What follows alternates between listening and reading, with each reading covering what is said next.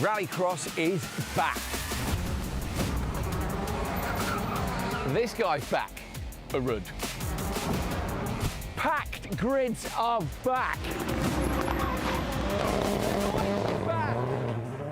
Did miss it. We're back in Latvia and some other classic venues. This legend is back. This is the 2026 FIA European Rallycross Championship, and the best racing on the planet is back.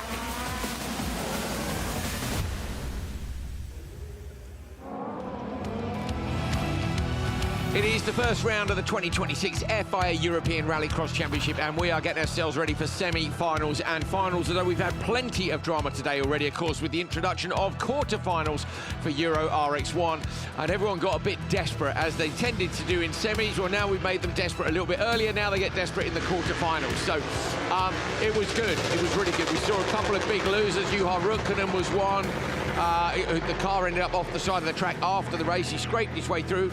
I'm Andrew Coley, this is Hal Ridge. We're getting ahead of ourselves. It's how we're not even sure if he's going to make it to the grid. It's going to be a wild afternoon.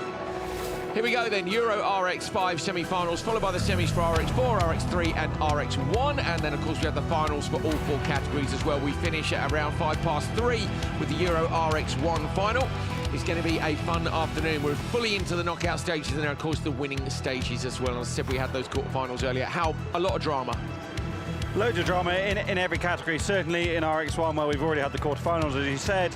Some big losers. Janis Bakkerud, the home hero, didn't make it out of the first couple of corners and is sadly going home, albeit he doesn't have far to go. He much wanted to make further through this weekend. Raffos as well, span behind us here in the commentary position, really lost out badly, and yeah, they'll be back for more, I'm sure. They will indeed. We're lining up the semi-finals for RX5. So RX5 coming up first, which of course is effectively cross car. You might have seen some cars buzzing around behind us a minute ago. That's the local mini cross car, I think it's called, which is kind of like Cross Car Junior. Looking at the size of the people driving the cars compared to their crash helmets, I'd say they could be any age down to about 7. They're absolutely tiny.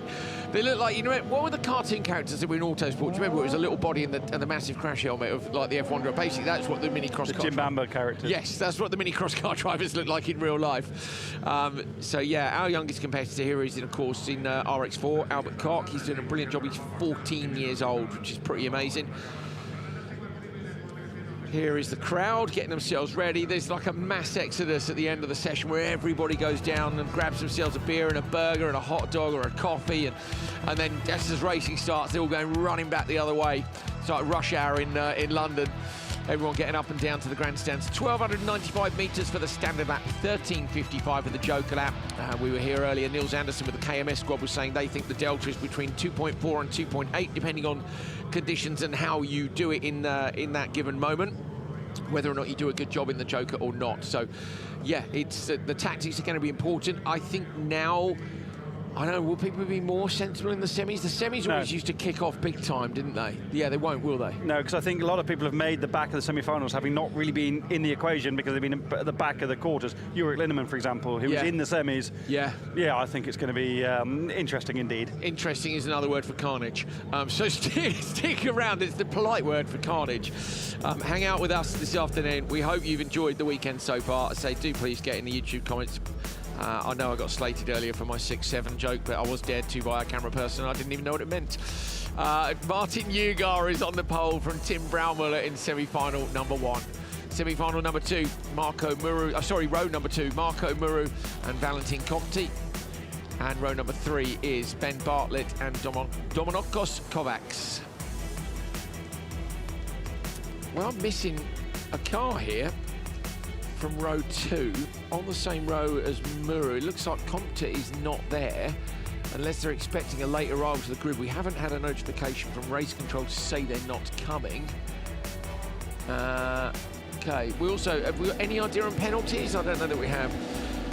So Compte has got a problem with the roll cage and won't be allowed to start. So your TQ man Martin Nyirád on the inside here with another great start. But Tim Brownmuller making it hard for him. Nyirád does get there. Brownmuller followed by Muru in the 27. And they blast down towards turn 3. So Nyirád hasn't lost a start all weekend, hasn't lost a session all weekend. Of course, he's into the semi-final. The margins aren't massive, looking at the times. Nils Andersen was in here looking at the gaps in between. Of course, he was a multiple cross-car champion himself, so Nyirád's the favourite here, and he's out of jeopardy, at least in turn 1. Exactly what he needed, wasn't it, just to relieve the pressure that little bit. Ben Bartlett had a little look to the inside of Markku Muru into turn 3. Nothing doing there, then Bartlett's going to nip off to the left-hand side from that drone shot into the Joker. Ben, having been a junior competitor in the Swift Sport Rallycross Championship in the UK, then switched to cross-car, been racing in the UK last year, and now has stepped up to the European Championship. Drivers like Martin Nyirád, though, have so much experience in these machines, and really they're so visceral, aren't they? You're part of the car, unlike being inside the tin box that is a saloon car in a cross car. In RX5, you're very much part of the machine. Brian Muller is really putting the pressure on Martin Nyirád out the front of the order, just 0.2 of a second, or nearly 3 between them. Looks to the inside, no way through there. Run by the Vollen Racing squad is the young German. He's good, isn't he? He got in touch with me on Instagram, actually, and he was all excited about the entry and coming and what it was going to be like to competing at this competing at this level. There are more eyes on you, aren't there? And you are, I guess, you feel like you're in front of your peers, aren't you? You're in front of the people that you want to get up to. We met a young Latvian lad, didn't we, at lunch? He was saying, I'm desperately trying to get my car upgraded to come here. And I think it's Marco Muru's younger brother as well, who's been hunting for autographs and pictures with all the drivers all weekend. He's a really nice kid. I think it's him, I'm pretty sure. And he said, you told me you mentioned me yesterday, but it might actually be, who's in the Hornet? Malice's younger brother, it might be. So apologies if it's him. We met Marco's younger brother yesterday, didn't we? Yes, wearing his very period correct RX Academy jacket. I've got one of those at home as well. Yeah, it's Per Malice's younger brother. But how good to see so many kids here getting into it. Joker lap now for Brown Muller going in. Very sensible, and Nyirád really needs to get a wriggle on here, Andrew, because he's been under big pressure for the first 2.5 laps. Brown Muller won't want the traffic now. Muru goes through. I wonder with him released how how defensive are you driving not to open the door? He now has to see, doesn't he, if he can blast a good lap. Here he is, and immediately you can see from the attitude of the RX5 machine. Look at this, look into that corner, just backed in and on it. I love turn 3 here. I think it's such a good, committed corner.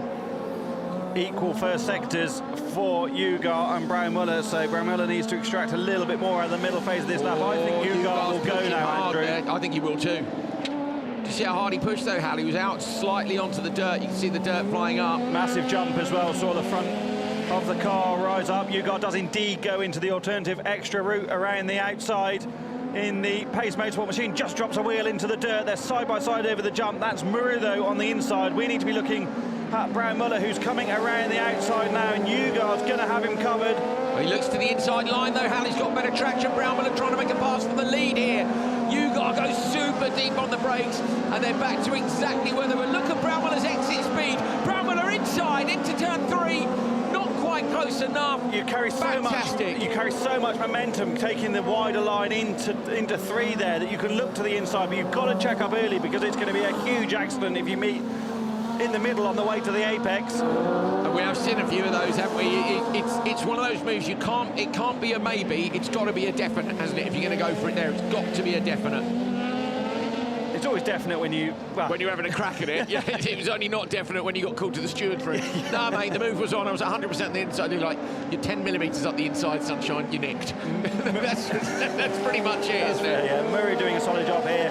Murray, I heard Nils Andersen chatting in commentary when I was down in the paddock earlier on in the previous broadcast, talking about racing against Marco Muru in the former RX2E category. And yeah, very capable driver is Muru. Hasn't really had the pace we maybe would have expected of him this weekend, but he's got a good gap here, hasn't he, to get into the Joker and back out again and still slot back into 3rd and progress to the final later on this afternoon.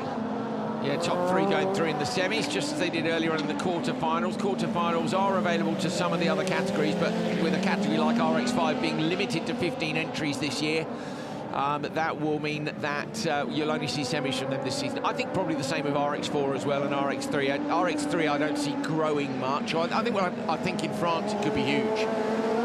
Mind you, is it French Championship same weekend? So you can double run, can't you? Over the line, checker flag, Ugar, Braumüller and Muru go through. And here's the merge between Bartlett and Kovacs. They're going to be super close over the line. And it's Bartlett who gets it by not very much, is the answer.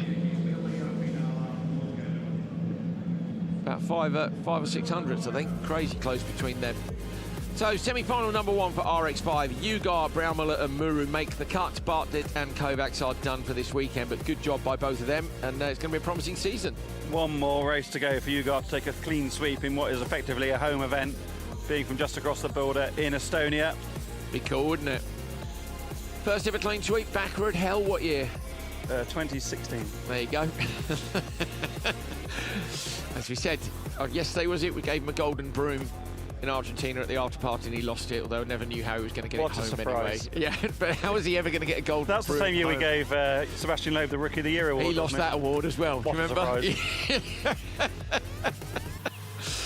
I did. That was probably my favourite award ever to give out, was to Sébastien Loeb Rookie of the Year. That was good fun. We got together, didn't we, and we made up a load of awards for the after party, the end of season after party. They gave each other just enough room there at the Joker merge. Good job by both of them, and I think I love looking at the second row has clearly got good grip, hasn't it, away from the line? So the final could be absolutely great. That's what we were saying, weren't we, as well, about with the front row is always rubbered in, isn't it? Big time. Great stuff. First semi-final done. We're waiting on the cars gridding up for the second one. We've actually got a tiny bit of breathing space this afternoon. It has been relentless. I hope you've enjoyed it. Obviously, it's our first attempt at these new categories. It's our first attempt at quarter-finals. It's the first time in a long time we've had a massive entry like this, Hal, and the buzz around the paddock is fantastic. Yeah, and in the grandstands, look behind us at the packed Latvian crowd. There's another grandstand, or a couple of grandstands in front of us that are also full of people enjoying the action. And it's difficult getting to lunch, isn't it? Because we leave here, we've just been for lunch in the gap between the sessions, and there's just so many people. It's absolutely packed, Lohéac style, when it was impossible to get through the paddock, and that's absolutely fantastic. There's a great love for the sport here. There is, and we spoke to the promoter, Nyirád, and I was asking him a few questions about the event and ticket sales and all the rest of it, and he was basically going, I have another job, he said, but I love this, he says, and I was like, why are you doing it? He said, because I should do it. And he's a local promoter, isn't he, for the Latvian Lithuanian Rallycross Championship, and he was all smiles about how much he loved Rallycross. There's a big passion for the sport here, as Hal said. VIP sold out. Both the grandstands are more than 90% full, and that was this morning on pre-sales. That is a wonderful wide drone shot look of the circuit here, Biķernieki. It was built in 2015. This whole gravel section this side was designed to fit in with the karting circuit, which you can see sort of winding through the trees closer to the grandstands. And you can actually see our double white tent there along the side of the track, and that's where the studio is. What a brilliant place to be watching from. We are very privileged indeed. Speedway track in the background as well. FOM Speedway's been here a number of times, hasn't it? But actually, I think it's a yearly encounter, if I remember correctly. Yeah, they love the Speedway here, don't they? Here it is, on the left. Look at that. Look at the grandstands around that. And then to the bottom of your screen, you can see the track disappearing off south of your screen now. That is often described as a mini Nordschleife, and I've been out there, and it is. We talk about roller coaster. There's bits of the track which are so steep. In fact, they used them on a single venue rally a few weeks ago, in which Janis Balmanis' dad competed, and it's wicked out there. It is proper up and down. Me and Hal are desperate to go and do it, but they very wisely closed it all off. And actually, to be fair as well, this is what's lovely about the Forest Park, is it's full of cycle paths, footpaths, and people walking their dogs and things. So the fences go up and down according to the events, and the rest of the time it's pretty open. And there's okay, this is the missing car from this one. This is, who is this? Just looking down. Martins, isn't it? I think. Flavio Martins. Okay, well, we've got them loaded up finally. I was looking down at the grids for a Euro RX1, Hal, and wondering why Patrick O'Donovan was in a buggy. But he's not. Pulls up onto the back of the grid.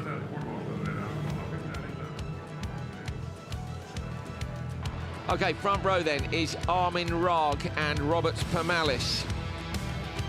Row number 2, Diego Martinez Gonzalez and Otto Horvath.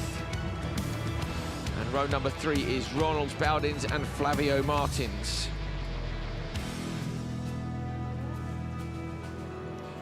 So something's happened between... Oh, no, it's okay, I remember now. We've only got the results of Q3, so Who was it? It was Martins, wasn't it, who turned up with the wrong tyres, I think, wasn't allowed to start, so it has made it through to the semi-finals. Didn't think they were going to, but they have made it through. Rag on the front row here, this is very much home track. Pemalis, though, was quickest in pre-season testing when we were here. Pemalis with a good start in the Hornet machine. Going to try and go around the outside of Rag. Look at the space he gives Rag on the inside. He gives him at least a... Oh, Rag gives him a little love tap on the way in. I think it's Martinez Gonzalez who's gone through into P3. It is Martinez Gonzalez who's in P3. So, yeah, leaders, Pemalis and Rag, super close together. And look at that squabble going on down to turn 4. Rag is piling on the pressure at the front. All of the cars in this race have got huge rear spoilers, but none quite as big as that on Armin Rag's machine. Knows this track very well, but as does Pemalis, very close over the jump. Massive air in the background for Gonzalez. Quite a similar concept, isn't it, the Hornet and the Est fighter behind it, with in terms of the bodywork and where the wing is. Background, is it Bowdens that's gone Joker? I think it might be. It is. Ronald Bowdens has gone Joker on this lap. Look at the angle here. This is cross car. Barely straight the whole way through the corner, and you'll see it a lot more when we get to the lower grip tracks later on this year. Watching them turn these things in on gravel is brilliant. It's Solberg style, backing it into the corners. On tarmac, it's almost just as good, isn't it? Because you have to be so precise. Look how close they are. It's ridiculous, isn't it? He's pushing him around turn 3 and 4, a little nudge in the rear. You've got to be so careful in these machines not to get the wheel riding up the back of the car in front. How that's less than parking gap by a long way. I mean, there was a little nudge, that's what bumpers are for, isn't it? But they could not be closer. This is impressive by both drivers. Rag has to Joker sooner rather than later, I would say, and he's going to have to duck out. He needs to wait for the window behind him, doesn't he? I think it's there already. You think it is? Gone, I think, in the background. Martins remains on the standard lap, but Martins is far enough back that it's not going to matter. I think Rag needs to go next time around and risk coming out behind Gonzalez, because it's very close between the front two. Remember, it's 6 laps for the semi-finals and the finals. It was 5 for the quarterfinals, 4 in qualifying, and one of those has to be the Joker lap. If you are new, if you're watching this last session and you think it looks cool and you see something on social media, yeah, the Joker lap's an alternate route, which every driver takes once in each race. It's longer by FIA rules. Although places like Lohéac, do you remember it varied? The one year it rained, didn't it? And everyone clocked the fact that the Joker was quicker, so they started taking 2 Jokers. And then we clocked that, the rules got changed. Yeah, that's not allowed. Surely this time, no, I thought they were waiting on each other just to see whether the other one went. I think out of our shot, Ronald Bowdens, one of the local stars, is going slowly. What a shame for him. Meanwhile, Gonzalez has been into the Joker, Andrew, and has come back out in that valuable 3rd position. Yeah, that's a good banker, isn't it, to go then? So that should mean as well then that these two are in the clear to Joker with sort of 2 and a bit laps to go now. They have to split the strategy. Yeah, if they follow each other, it's dumb. It really is if they follow each other, but let's see what happens. Rag's just backed off that little bit. Just wondering if he's giving himself a little bit of breathing space. You can barely see Rag's car. I think he's going to go Joker, but does Pemalis dummy him? So exactly, they're both going to run a bit to the left. Very good from Pemalis. Look, led him in there as if he was going to go and then didn't, and caused that extra input. You're hoping that's going to cost a 10th or 2 here and there, but hasn't done so far. Now we'll see a push lap from Armin Rag to see if he can close the gap enough to take the lead. Pemalis has to respond here, I'd say, unless he's been driving super defensively. You've got to respond on the very next lap when you're under that sort of pressure. So, amazing pressure, wasn't it, on Pemalis when Rag was with him, but arguably, Hal, this is the point that the pressure goes up, because this is the point that you can't see your competitor. Rag's on emissions, 13.9 is his opening split. That's a 10th quicker than Pemalis. We saw Johan do this earlier, 1/10 quicker in Sector 1, 2/10 quicker in Sector 2, and it was enough to get the overlap in Supercar. Obviously, these being 2-wheel drive cars, it's not the same. 3.5 is the prediction. Another 10th in the middle sector. The prediction is that Pemalis will remain in position, but I think it's going to be closer than that. Pemalis on the outside now with a lovely line in. Armin Rag's going to be there too. Pemalis is in the box seat here, backs it right in. Rag comes out to be close over the line. Pemalis just gets it from Rag. 0.09. Ran the outside into turn 2, held his own into the first corner on the inside. I thought it was the finish. Great job by Armin Rag, but But an even better job by Palmalis at the end of the joke. He carries so much speed in. I thought he dropped it into the wall. That was massive commitment.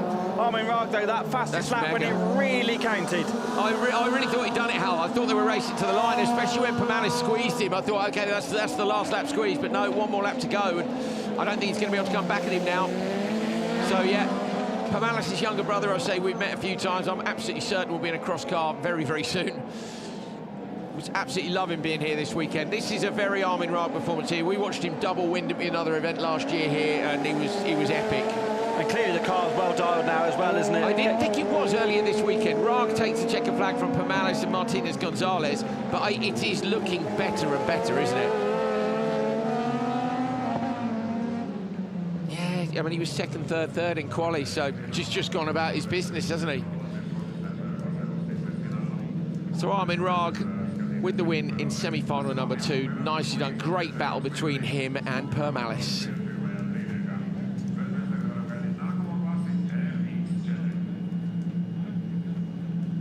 Take a look at the results from semi-final number 2, from Euro RX5. We're going to have to get used to having all these semi-finals, aren't we? Armin Raag with a brilliant dash on his lap when it counted. Palmalis just edged. Palmalis had it, we thought, over the line, but yeah, he continued Raag through turn 1 and turn 2. Diego Martinez Gonzalez holds on for P3. Horvath, Martins and Baldins are out. Baldins retiring. Let's have a look then at the start again. Look how close it was here. But it was the room, Hal, that I was most impressed by. Palmalis left a whole car's gap on the inside just to make sure that Raag had enough room, no silly contacts. So close between them, wasn't it, the entire race? They gave each other just enough respect. This is the merge. No, sorry, this is earlier on, isn't it? Where Raag is right on the rim. I think look at the brake lights, Hal. They came on within 100th of a second of each other. It's just madness how close they were. That's Ronald Baldins pulling off. What a shame for him. Late entry into this event and lost out. That was a late decision from Raag just to make sure he didn't follow into the Joker section. Then he had the massive push lap. This is Palmalis. Massive commitment on the exit of the Joker. Raag, though, got a great exit from that final turn. Little dink to the left to get up the inside. Wheel-to-wheel contact between the pair, but Armin Raag, brilliant job. Palmalis made him work, didn't he? But he worked hard the whole thing. That pressure, I was really impressed how Palmalis managed to hold on as well through there. Oh, is that his younger brother there, Hal? No, maybe not in the middle. Yeah, it might be, actually, yes. Oh, not sure. They might just be waving at the screen. Anyway, either way, great to see so many kids here getting inspired by this sport. Brilliant stuff.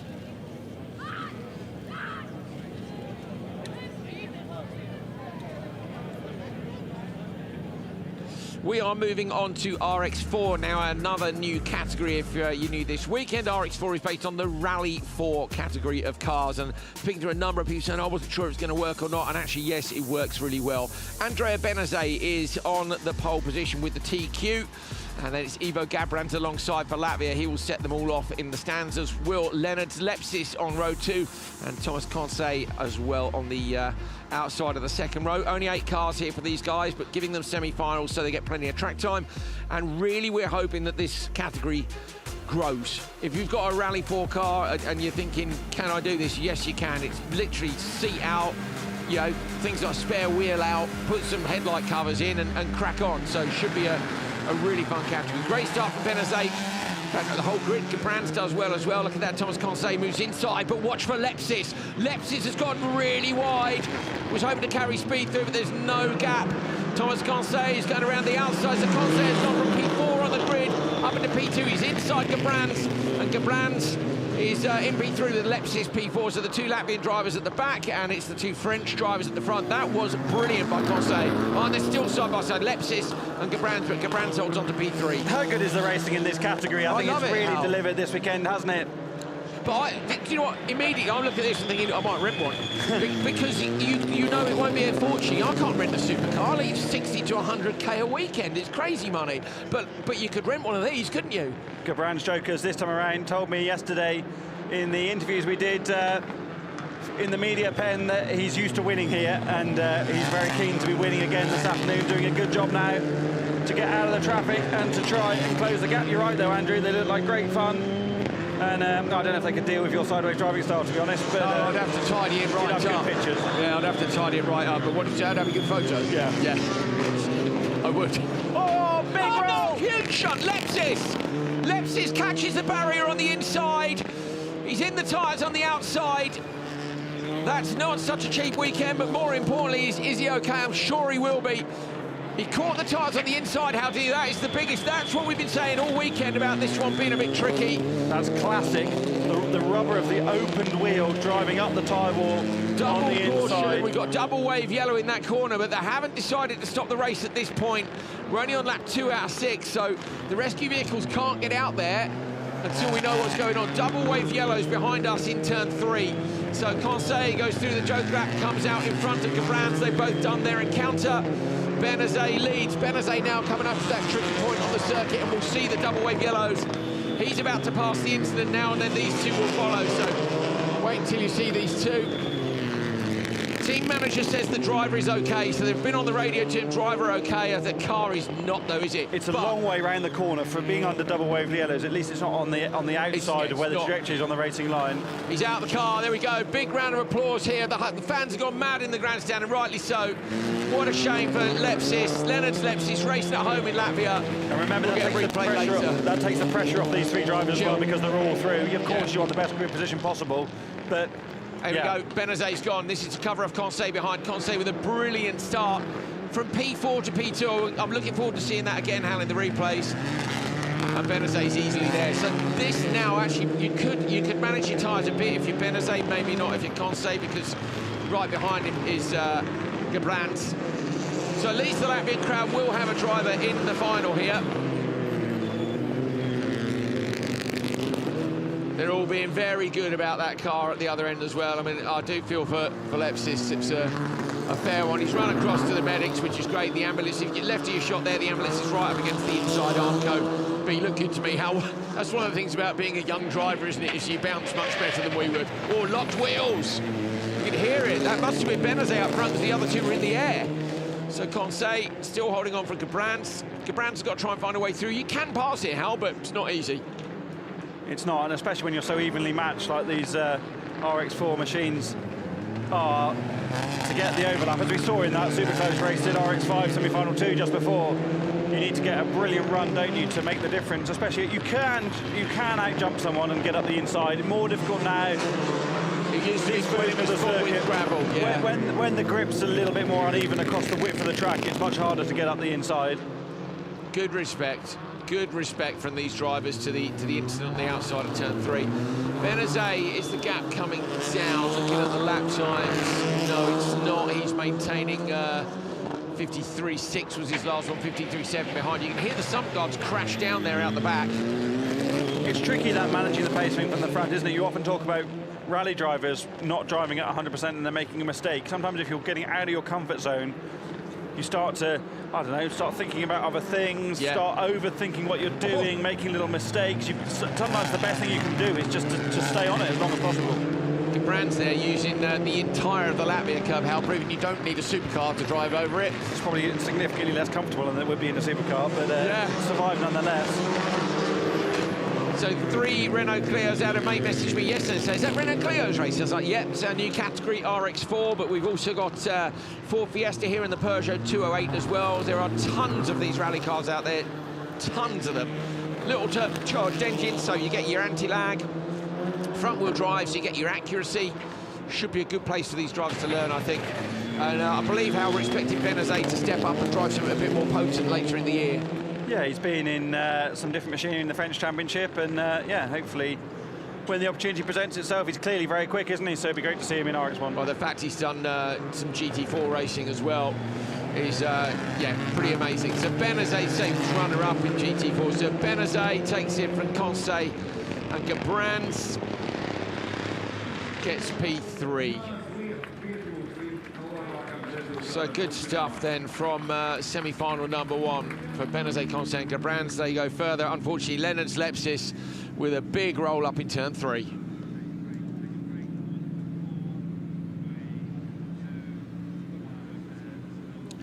Result of semi-final number 1 for RX4. Benazet, 5:31.799. Good drive by him. Thomas Conseil for me.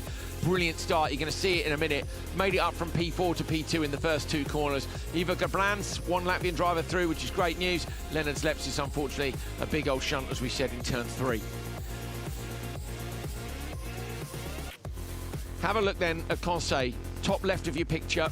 French driver on the outside of the back row. Look at this, how moves across and covers off Lepsis here, then gets inside Gabrans. Where does he do? Does he make the guy goes around the outside of Gabrans? Look at that, it's brilliant, isn't it?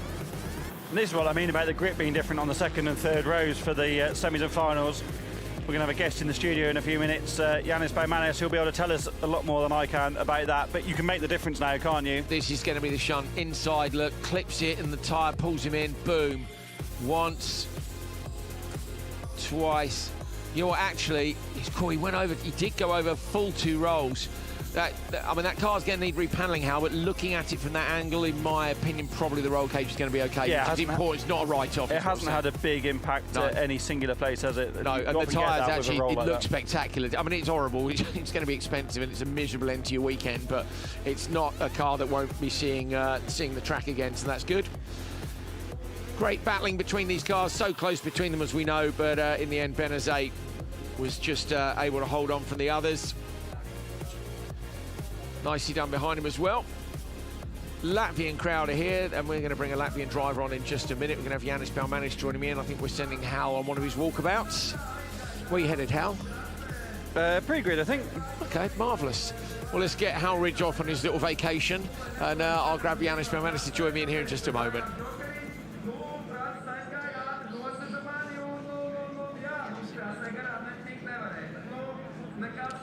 Right, let's get ourselves ready for the next bit then. Janis, do you want to come and join me?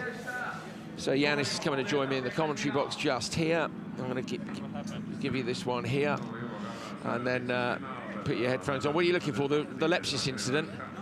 No, Janis is busy looking at something on his phone. Let's put it on, Hal. Put him on. It's fine. Janis, what are you looking at here? What are we analysing? Quarter-final 1, what happened? I didn't have a time until now to see what really... So you're literally... Janis is literally looking right now what happened in your quarter-final? Yep. And what are you thinking? Rallycross.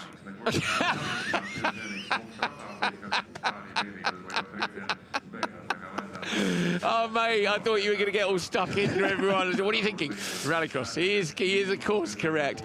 Janis hadn't had time at all to look at it, and here he is now looking at his phone. Here it is. He's sitting the replays on the top. Oh, mate. What can you do? Rallycross. Rallycross. It was Rallycross. That's it. That's conclusion. Right, let's get ourselves on to semi-final number 2. The conclusion is Rallycross. Albert Koch is on the front row with Haoshun Deng. And then on row 2, let's see who we've got, is Philip Mellon and Anna Rusek. Philip Mellon, what a lovely bloke. Him and his family came into the TV office literally minutes ago with Polish dumplings. So they said to us on Friday, please come and try Polish dumplings in the paddock. We barely leave this commentary box. It's a lot. I think you have a more tough job than we have on the track. Because we have some pauses, but you are talking all of the time. All the day, mate, all the time. So he bought us Polish dumplings, and they were absolutely fantastic. I highly recommend Polish dumplings. There's one left, Janis, in the office if you want it. Right, here we go. Albert Koch on the front row, Haoshun Deng alongside. We know row 2's good. Watch for Philip Mellon with the yellow front to the car, and Anna Rusek on the outside with a great livery too. So Mellon does get up the inside. Look, that slot number 3 looks really good, and I think it's going to be key when we get to RX1 later today. Mellon trying to make that pass. Haoshun Deng runs a bit deep. Haoshun Deng loses out to Anna Rusek. Anna Rusek moves up into P3. She's our only female driver this weekend, and it's great to have her here. And they'll all be a bit cautious, that tyre barrier now on the inside. You can see the damage to the outside one where we saw Lepsis in the wall earlier on. Haoshun Deng desperately trying to find a way past Anna Rusek. I've been really impressed. I'll tell you what, Janis, first of all, isn't this category good? It's great. The cars, almost all the cars are the same. So it's up to driver a lot. And this is the most brilliant thing about it, because you have to catch each piece of the grip on the track what you can, and you cannot make mistakes, otherwise you'll be punished straight away. Yeah, and so but also, you know the score, you've done rallycross for a long time. It's not no motorsport street. Philip Mellon looking for a way past Albert Koch. Mellon up the inside here. Albert Koch at the right-hand side of the road for turn 1.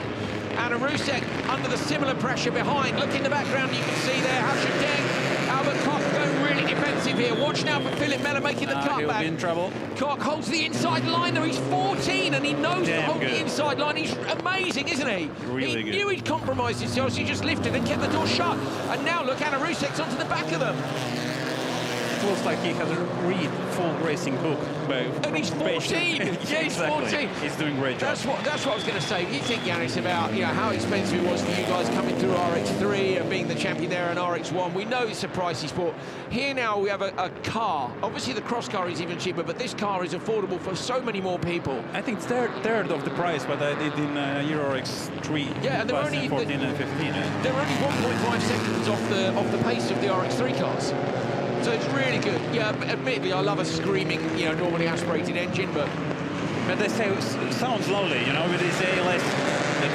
It's good. And if you want to do a rally, you can do the rally, and then you can do the rallycross again. So you can use it every weekend of the year and spend all your money. Damn good. Yeah. It would be really good. It would be really good. Yanis, a word for the fans here, because one of the best moments for me and Hal yesterday was when you took a couple of wins. And literally the hairs were standing on the back of my neck because we could hear the crowd through our headphones. They're so supportive of you guys. I also heard when you came out at lunch, and I know you were disappointed, you came out into your tent and everybody just cheered and clapped. It was a word for the fans. Yeah, it's almost teardrops. Yeah. I mean, but it's part of the game. You win some, you lose some. Yeah, exactly. And sometimes home walls helps, sometimes no, but I would not say that they didn't help this time, but it happened rallycross in the first corner, and I was just a passenger into the second corner, but I love this one. This is really nice how they are. Really good battle. Look at this, Höljes Deng, has tried hard here. Now on the inside, Rusek gives him a big thump. Höljes Deng lined that up from a long way back. I actually think she could have held on to that position, but he got a brilliant run out of turn 2. No, okay, that's too much. She's run into the back of him there. So that's twice now. I think she'll probably get told off for that. Maybe has damaged the car. So that's a real shame for Rusek because she was going brilliantly. But I think that second nudge, it's just a bit too much. Well, there you go. Albert Koch is leading this. He's the only driver who hasn't jokered and has stayed out. Very mature, as we said, at 14 years old. But Philip Mellon, let's see behind, is in the 56s with his lap times. So it's whether or not Mellon can get any kind of laps in here to try and get the job done. Semi-final 2, of course, remember the top 3 going through. Rusek is still circulating, or no? No, she's disappeared. So Rusek has pulled off the track somewhere because she hasn't shown up yet for lap number 4, so I reckon she's pulled off. Double waved yellows, in fact, at the entrance to the standard lap Joker lap from where I can see. So Albert Koch here, hopefully that won't slow him down, because where is Rusek's car here? If Albert Koch has to really back off, let's have a look and see as we come around with the drone. No, he's safe, he's safe. So he goes across. Yeah, he's safe. The Joker is approximately 3 seconds, so 2.5 approximately until the exit of the Joker merge. So he'll be good. It will be good. I would now save the tires for him and just chill out. The last lap, save for the final. Chill out. So Yanis, aren't you spotting this weekend for one of the junior drivers, I believe? Yeah, it's mini buggies. The buggies in what's in Latvia and Lithuanian Championship. Yeah. Buggies. The kids are from 7 to 12 years old. I thought they were. I said to the guys earlier, like, they look so tiny compared to their crashing race. Yeah, but I didn't realise there were 7. I am coach for Marians Berskons, and he's only 7 years old. Wow. Last year we won from 6 races 5. First one race was 2nd place only, but that's fair enough. We were doing really good job, but this year we have more competition, more, let's say, experienced driver than last year, and everybody has stepped up, and he's still doing great job. He's the youngest one on the grid, and I am really happy what he's doing on the track. Absolutely brilliant. That's so cool, isn't it, to see him so young. Hopefully we might see him come up into FIA cross car at some point. Albert Koch be a little while at 7 years old. Albert Koch going to take the win here over the line, and his time is 5:31.8. Oh wow! Oh damn! It's going to be a great fight on. So Mellon and Den come over the line. But Benazet and Koch with almost identical semi-final times. Let's head down to Hal Ridge. I think he's up in the pre-grid. Julian Meunier, you've had a super strong weekend so far, lots of pace, pole position for semi-final 1 in RX3. What can you do from here? I need to take the start only for the moment, and then maybe try to be fast on the few first corner and first lap, and then I will try to save some tires because for the final we'll try to win it. Nico Geraint is also fast, so I will try to push as much as I can and keep it up the speed and try to win this one. Thank you, Julian. Good luck. Little wink there from Julian Meunier as he's very happy with his position on the grid. Of course, top qualifier for RX3, which is up next. RX3, of course, the category, Yannis, that you were champion of. What year were you RX3 champion? 2015. Wow, is it really? This 11 years 11 ago. years Wow, it's a long time, isn't it? Oh, damn. Wow, okay. This was Philip Mellon trying to find a way past at the front here, but good job. Albert Koch kept his head. The thing that impressed me the most was when Albert defended on the run into turn 3 and then lifted and waited. And look at this. This is Hao Deng trying to find a way past Rusek. Look at this. He sweeps out wide and then goes inside. Now Rusek then turns in. It was too late to close the door there.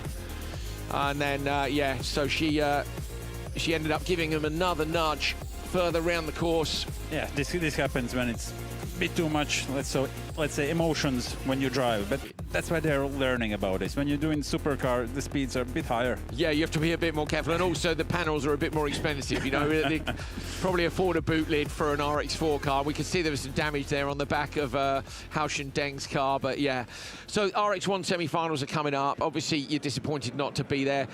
What are these machines like for people that obviously I've had the pleasure of sitting passenger in one. I want to drive one day, but everybody says about driving there's just nothing like it. It's, you know, in between time when for my last European Championship race until this race or last year here in this Biķernieki, I've driven different kind of cars, GTs, etc.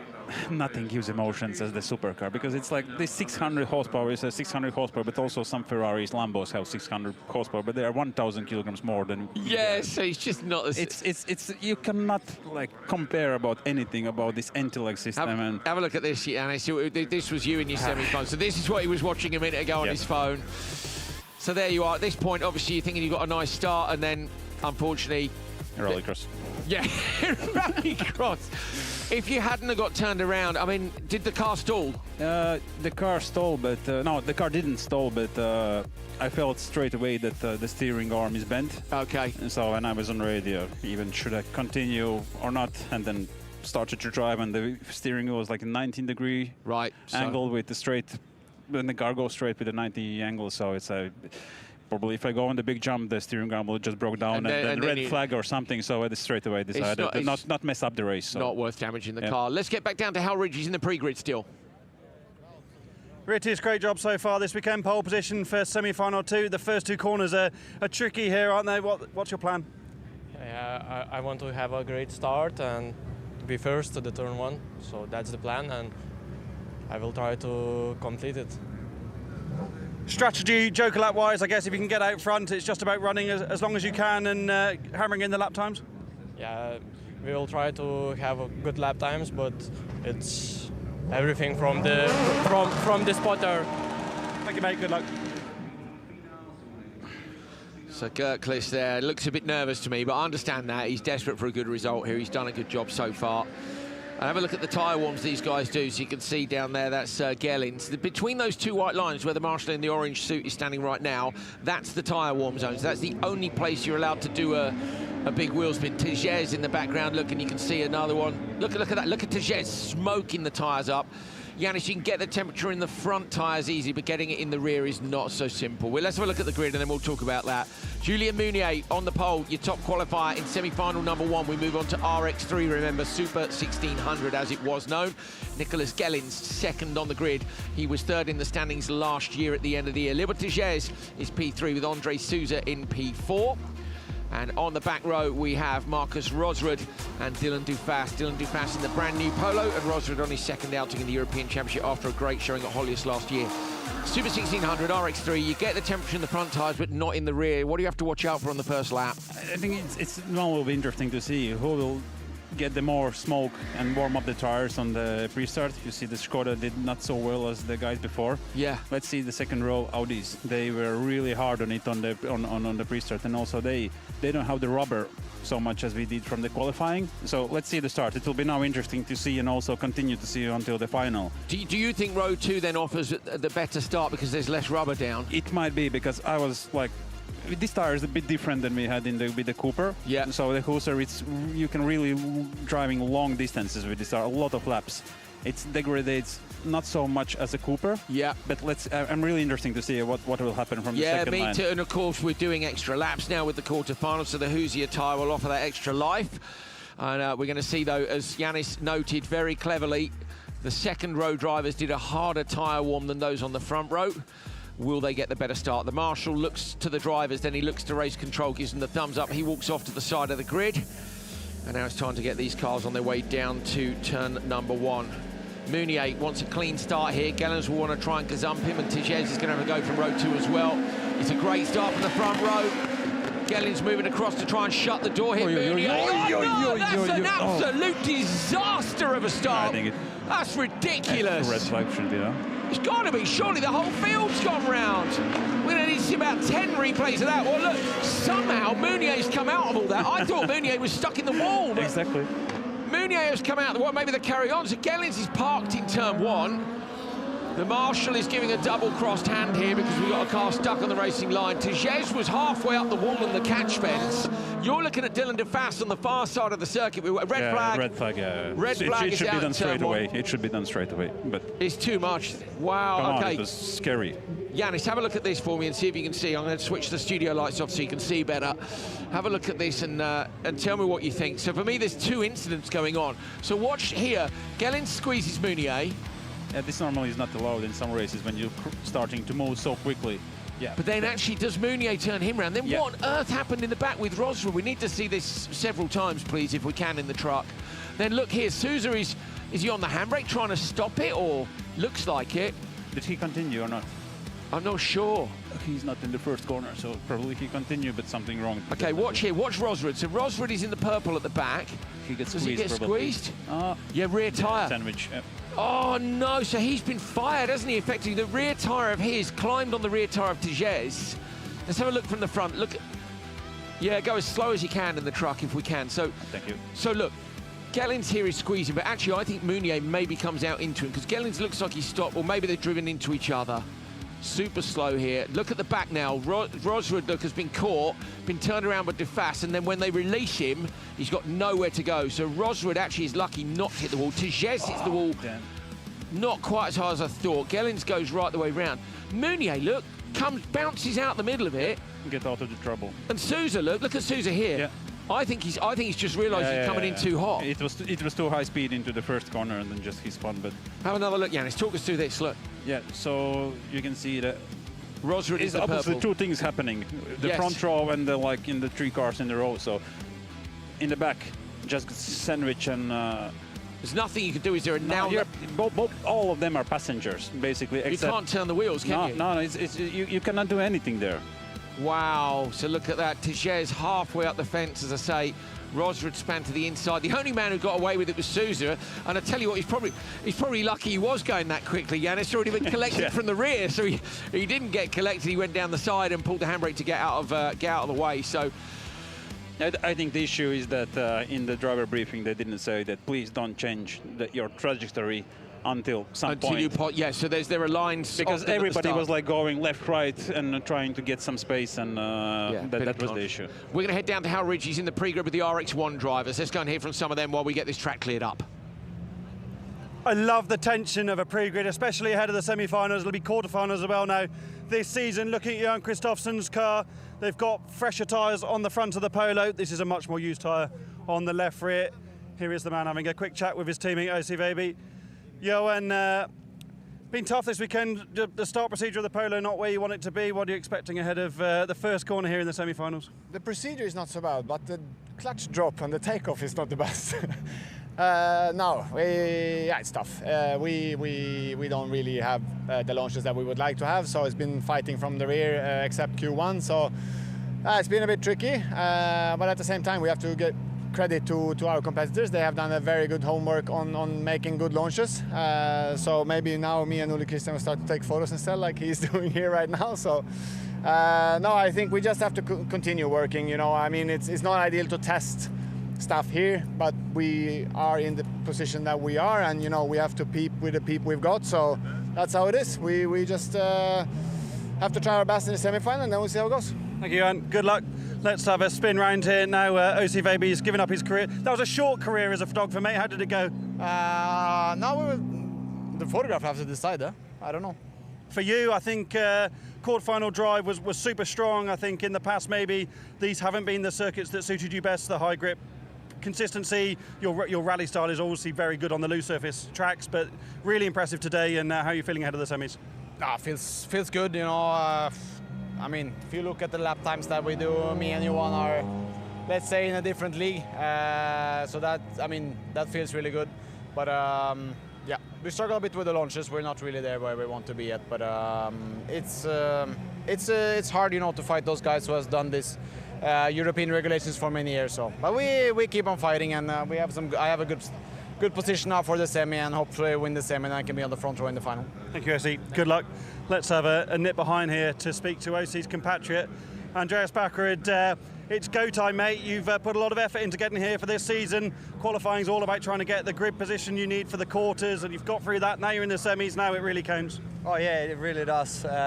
Lining up next to Johan is it's a big honor. So I'm gonna hopefully give him a challenge, and I'm excited to see how this race will pan out, because like there's quite a few good cars that could beat him off the line, and then managing like the pace from there on. I see that he at least has some new tires up front, and then used in the rear I put 4 new, so it's going to be some tire choices as well, tactics, and try to keep them for 6 laps. So yeah, it's going to be interesting.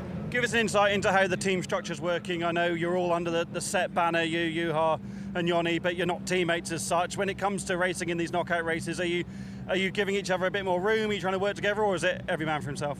It's hard to say. I think we are teammates, yes, and we try to keep like a gentleman agreement, but at the end of the day we're here to race for our own brands. Me putting Bulla Versted, HDB and Tertnes Holding on top, and for them their own partners. So yeah, I think at the end of the day we drive for ourselves, but we try to be a little bit more gentle, and we know that KMS is 7, 8, 9 tenths quicker than us on track, so we need to be a little bit smart if we want to beat them. Thank you, Andreas. Good luck for the semis. That is one of the other drivers from the set run team coming into pre-grid in Joni Tapainen. As we move through the cars, let's have a quick chat with this man, Kasper Jansen. Debut weekend in Euro RX 1. Been a bit up and down, mate, and I think sometimes you've just been a bit of no man's land in the traffic. How would you summarise your weekend so far, and what can you do in the semis? So the weekend so far has not been the best. We have some problem with the transmission all the weekend. Now we have found out what it was, and so yeah, the semi-finals will be tough. It's a lot of good drivers in it, so we will do everything we can. So and yeah, try to go to the final. Good luck. Great to have you here, and great to have this Peugeot 208 as we see the cars come into the grid. Let's have a little run back here with the cars waiting to come through the tyre check area. Here's a driver being gesticulated to. Conveniently, he's walking towards me, so now I don't have to run on television. Patrick O'Donovan, please don't run away. I can't keep up. You made it through the. You've got a job to do. Yeah, you made it through the quarterfinals. I just said to Andreas Bakkerud, it's go time now, isn't it? This is where it really counts if you want to be in the final this afternoon. Yeah, no, I mean, this is obviously, everything's about this. Of course, you've got to get to the quarterfinal and then make your way through the quarterfinal, but I mean, now the gauntlet's really thrown down. You've got to top 3 or go home. So we've had a lot of issues over the weekend, and I mean, it's no say, I'm not going to lie, we've got three really good boots on. One's quite old, so I mean, doing the best we can after the damage and stuff that we sustained earlier on the weekend. Bit of damage limitation, but I mean, we're just going to keep pushing, go absolutely flat out, see what we can do. We look forward to it. See you in the semis. Patrick needs to go in there, relieve some weight, and I just want to run to the back of this pack to speak to this man, Jorik Linnemann, who has had a tough weekend. Jorik Linnemann, The quarterfinals really worked for you, this new format. You were on the back of the grid, you had a great start, got through the chaos, and you're here in the semis. That's a great comeback for you. What can you do from here? I don't know how to expect, but yeah, I will enjoy the 6 laps more that I won. Driving these supercars is what I love the most, so be able to do 6 more laps is amazing, and hopefully it will work out and we can go through. I don't know. These guys are fucking fast, so yeah, I'll do my best. Thank you, Ulrich. You may have just looked in the background that Juha Ruchten has indeed made it to the grid with those problems they had at the end of the quarter-final session, as we hand back to Andrew in the commentary box. Thank you, Hal. Great work down there on the grid. Apologies for Ulrich Lindemann's enthusiastic use of language there, Andrew, but it's a good way to describe how quick the cars are, but it's not the word we use on television, so very sorry about that. We had a great chat, Yanis, about starts. So here's the very short version. World RX, there was a control on the start for, let's say, half a second to stop the team spending loads of money. We've spoken about it a bit this weekend, but it's why the KMS cars are behind, because the guys in Euro have had 5 years of being able to develop their starts. Not traction control, it's not what we're talking about, it's about how the throttle map works when you go off the line. Tell us how long it took you to dial the Peugeot in. It was at least 75 starts until we start to understand something, but it was 40-something in, let's say, 1 day. Then it was like 2-3 weeks for Oreca to understand it. Really? And then we come back again in Riga here only to do the launch tests. And then it was starting to feel good. Then after 15, it's starting to feel very good. And now you can see yesterday, my Q1 and Q2 starts was completely brilliant. And the crowd absolutely loved it. So 75 starts. Now, don't get me wrong, KMS will go and do that, but it's interesting what you said about how long it took them to analyse that data. Yeah, exactly. So they need a data set before they can potentially go, what are we going to do about it? Yeah, it's, you know, a lot of feedback from me, but all the time, it's even now, after each starts, we are checking the checking. Oh, we have. Yeah, we're going to go racing. We can discuss again in a minute. But brilliant insight, mate. Thank you. Janis Belmanis in the commentary box with me. We'd much rather he was on the grid, but it's great to have him in here. Julien Meunier managed to stay out of trouble last time. Nicolas Gellins alongside him. Gellins did get quite a whack. Not as big though as Libor Tiges. So Libor Tiges is off to the medical centre. We'll get him checked out. Andre Souza is on the outside of row 2. If we have any updates on Libor, then I'm sure they'll be on social media later on today, and we wish him well, of course. Marcus Rosrud on the inside of row number 3 with Dylan Dufas on the outside. Yanis, I think some of these cars could be carrying damage. Gellins had quite a big hit, didn't he? We know there was contact between the cars at the back of the grid, Rosrud and Dufas as well, so everything might not be perfect. I hope all the guys have straight wheels and they can go for a good race. Yeah, me too. Let's see. Lights are coming on again, so we restart semi-final number 1 for RX3. And this time everybody is remarkably sensible compared to the previous attempt. Oh, Dufas moved across hard in the background. Rosrud up the inside, over in the background. Gellins has lost the position to Rosrud. A little bit of contact maybe there between Souza and Meunier out front. Meunier has the inside line. Rosrud up into P3. Meunier going to hold on. Souza looking to go all the way around the outside. Dufas is up into P4. And yes, it was indeed Gellins who lost out in that turn 1 melee. I think got up the inside of him. Rosrud managed to find a gap. So much more sensible start. Say Gellins, I know, definitely had a big hit in that first attempt at the start, so it might just be that he doesn't have a straight car. It looks like the car is not straight on the jump, at least when he landed it was on one side, so damn. He was doing so good job. So maybe, yeah, Yanis was saying that he thinks on the jump, what jump landing you think it wasn't straight? Yeah, it looks like the front left is like not straight. So the top 3 from this, as you can see on the graphics, will progress to the final. Julien Meunier was your top qualifier. Dylan Dufas there is in the brand new Polo Super 1600 car. It's a lot of fun, isn't it, Yanis RX3? You must have some great memories of these cars, don't you? Exactly. 14, it was I was the most guy on the podium in my first European Championship season, and obviously you feel like rockstar when you are with all of the guys, but obviously you're not. But let's say it's perfect way how to learn the tracks, to understand the racing. Is it the perfect way to learn supercar? It must serve you well being tidy, but like, would you have gone another way if you did it again to get to supercar? I think this is one of the best ways to start to drive with the front-wheel drive cars, especially nowadays when everybody is driving so straight. Yeah. Even now the supercars, when I watch how Kristoffersson was doing the practice, it's like they're driving like similar lines as front-wheel drive cars. Yeah. But just in forward drives and almost 2.5 times more horsepower. Yeah, quite a lot. Yeah, quite a lot. 600 odd horsepower. We're in such a great place here where they come blasting behind us. Meunier still leads from Sousa and Dufas. Rosrud and Gellens have jokered. Rosrud at 5.3 back is some 2.5 off the back of Dufas. So Rosrud is still within striking distance of Dufas. And Dufas, look, is up behind Sousa. So Rosrud may be the danger man here. Hal can come and join us, and let's see how we get on. So Sousa's going to go joker, and that's going to release Dufas. That's good for Dufas. Dufas can now try and get away from Rosrud, but for me, the damage is done already. Look at the gap between them. It's come down markedly. So Dufas to Rosrud. They're going to come over the line. We'll get another update on it. Sousa jokers and ends up behind Rosrud anyway. So Rosrud's well on for this, and now Gellens gets through past Sousa as well. Wow. Hal, I'm sure you saw it from the back of the grid. It was absolute carnage in the start. Yeah, I saw the replays on the timing screen in the pre-grid area. It was messy, wasn't it? So unusual to see two separate incidents in two parts of the pack. Yeah, well, this was the thing. So we were kind of watching the front end, so it was like, whoa, everything's going on behind them. And Yanis did a great job of picking it apart. Really, 3 passengers on the back row and not really anyone at fault.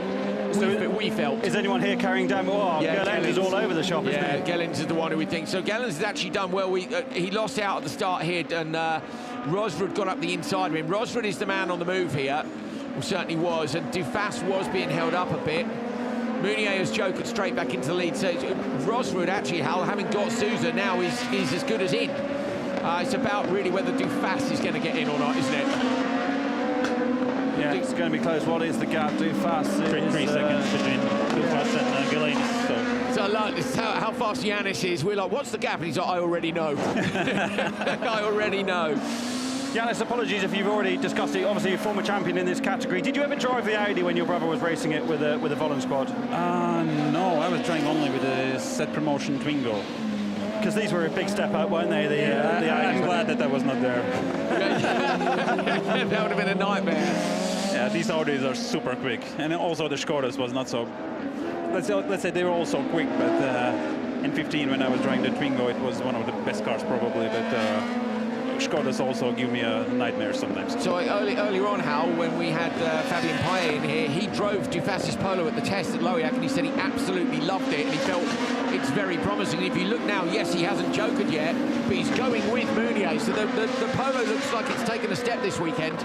It's a brand new car, isn't it? So we were saying in the broadcast yesterday during qualifying that there's a big array of different cars now, whereas it's really been Audi focused, hasn't it, for the last couple of years, with the odd X-Vol and Fabia getting involved. But now there's a whole range of new machinery, just like the Polo, as you say, Andrew, and the various Skodas and stuff, and some Swifts and stuff this weekend. It is absolutely brilliant. Fast goes into the joker, Hal. I think the gap's now enough. It's 4 seconds back to Gellens. So let's see, 4.1 in fact. Oh, I don't know, it's going to be... No, he's going to do it. He's going to do it. Is he going to get Rosrud? Rosrud, I think, is on for P2 here, but Dufas has done a fantastic job, and he might hold him.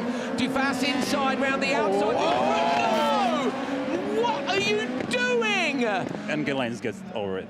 Oh, my goodness me. That is a total disaster in the last corner. That is not okay. And Rosrud, bless him, Rosrud has gone straight round to see if he's okay. Fair play to him.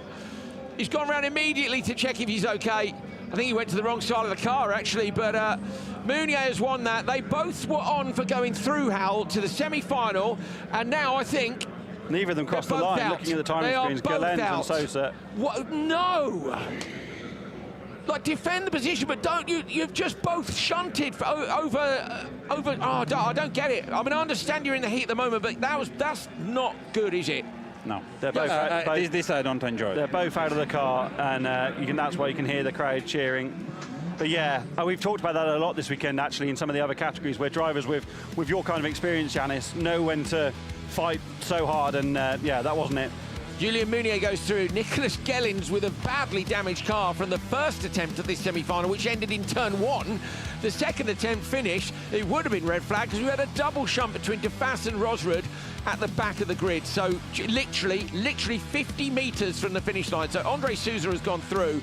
We need to see a replay, and we will in a bit. Maybe, just maybe, they got hooked up or something and there wasn't a way round. But I think there, someone's made a misjudgment, and it's cost both of them dearly. Wow. Let's have a look back at that incident then. This is you and Janis can pick this apart. On the inside, Rosford around the outside. Dufas has opened up the steering there. Too much quick on the throttle on the polo. Yeah, he was a little bit too early in the throttle. Wanted to get quick away from the corner, but obviously it caused understeer and. I wonder if we can see that front shot from a further back, so we can see the steering angle of the polo ahead of them making contact. I already seen it. It was. He definitely went a little bit too early on the throttle, at least from my point. Well, there we go. Absolute drama here. This is it. Yeah. Look, so Dylan DeFast on the inside opens the steering up, and I understand what he's trying to do. He's trying to cover off, but that wasn't malicious. No, I get it. He didn't turn right into him. Yeah, no, I get it. He's too opened the steering, too much throttle. Yeah, it's an accident, but it was a really silly mistake. So there we go. Drama for the crowd here, drama for you guys at home, and it's going to be a tricky one to see if all those cars can be ready for later on today.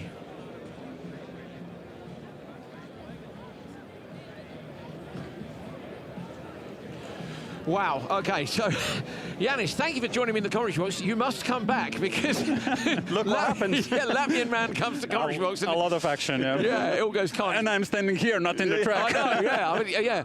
Hal, you missed it earlier. He was absolutely brilliant. When he turned up, he's looking at his phone. I said, what do you think? What's the verdict? I thought he was going to start, maybe slamming into the other drivers, and he goes, Rallycross. And then when he saw the replays again on the big screen, it was still Rallycross.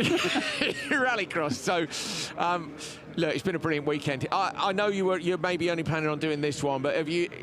Yeah, you're not in the semis, but it's good signs for the European Championship, isn't it? This is brilliant. 30 cars on the grid. So good field. Kristoffersson probably for full season, and all the drivers who have signed for a full season it's amazing. I hope also in Hungary and next all races will be 30 supercars. You have a lot of job, guys, in the commentary box. It's going to be long days, but you know what? When it's as exciting as that, I don't mind. We're only on semi-final one, Hal, of RX3. But I was stopping Yuli Meunier from leaving to the actual grid for semi-final one quite a long time ago. Yeah, about half an hour ago. I want to talk to him.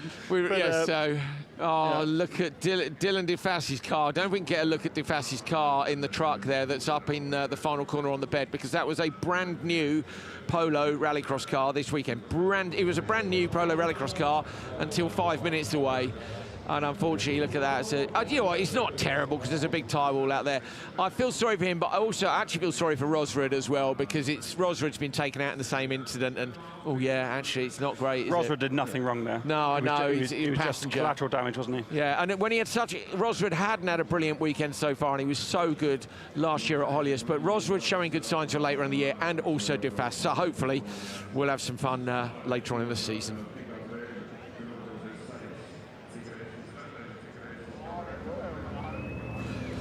There is Johan Kristoffersson and OC Vaby as they get ready for their semi-finals. We've still actually got one semi-final to do for RX3 because it was absolute carnage, basically. Janis Palmanis is in the office with me and Hal Ridge at the moment. My name's Andrew Coley. We hope you've enjoyed the weekend so far. That is an interesting hat in the background. There's Andreas with the sunglasses on. I think Andreas is hiding his eyes quite nicely. And I don't think he's feeling remotely emotional, but I think he's fully focused, Hal. I really do. Yeah, and a degree of trepidation, of course, because he knows they've been getting good starts. He's lining up against the man that he's been so determined to beat for so long. There's a real opportunity here, and he knows he needs to do a good job. He does. Baciuska there and Maiko Tam lining up as well. We've still got a few things to come for you this afternoon. Let's have a look and see what's yet to come.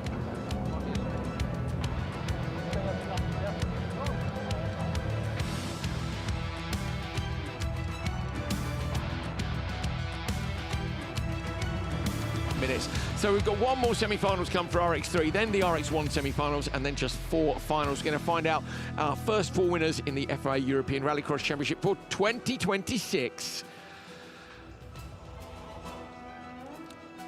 So still doing a bit of clean-up on the outside. There it is, Rosred's car has now been forked onto the back of one of those flatbeds. Tell you what as well, big shout out to the Marshals and Recovery teams here because they've done a great job of getting everything cleared up in time. Yannis, do you want to head off, mate? I think it's about time you went and had a adult beverage or maybe a cup of tea. You know, there is still my driver is driving after Eric's 1 second super. I have still time, but if you want me to leave, then I can leave. I'd like. Would you stay for RX3? I want to see it here because otherwise I would not see it. Many of the drivers in the next semi would like you to go. Okay, see you later.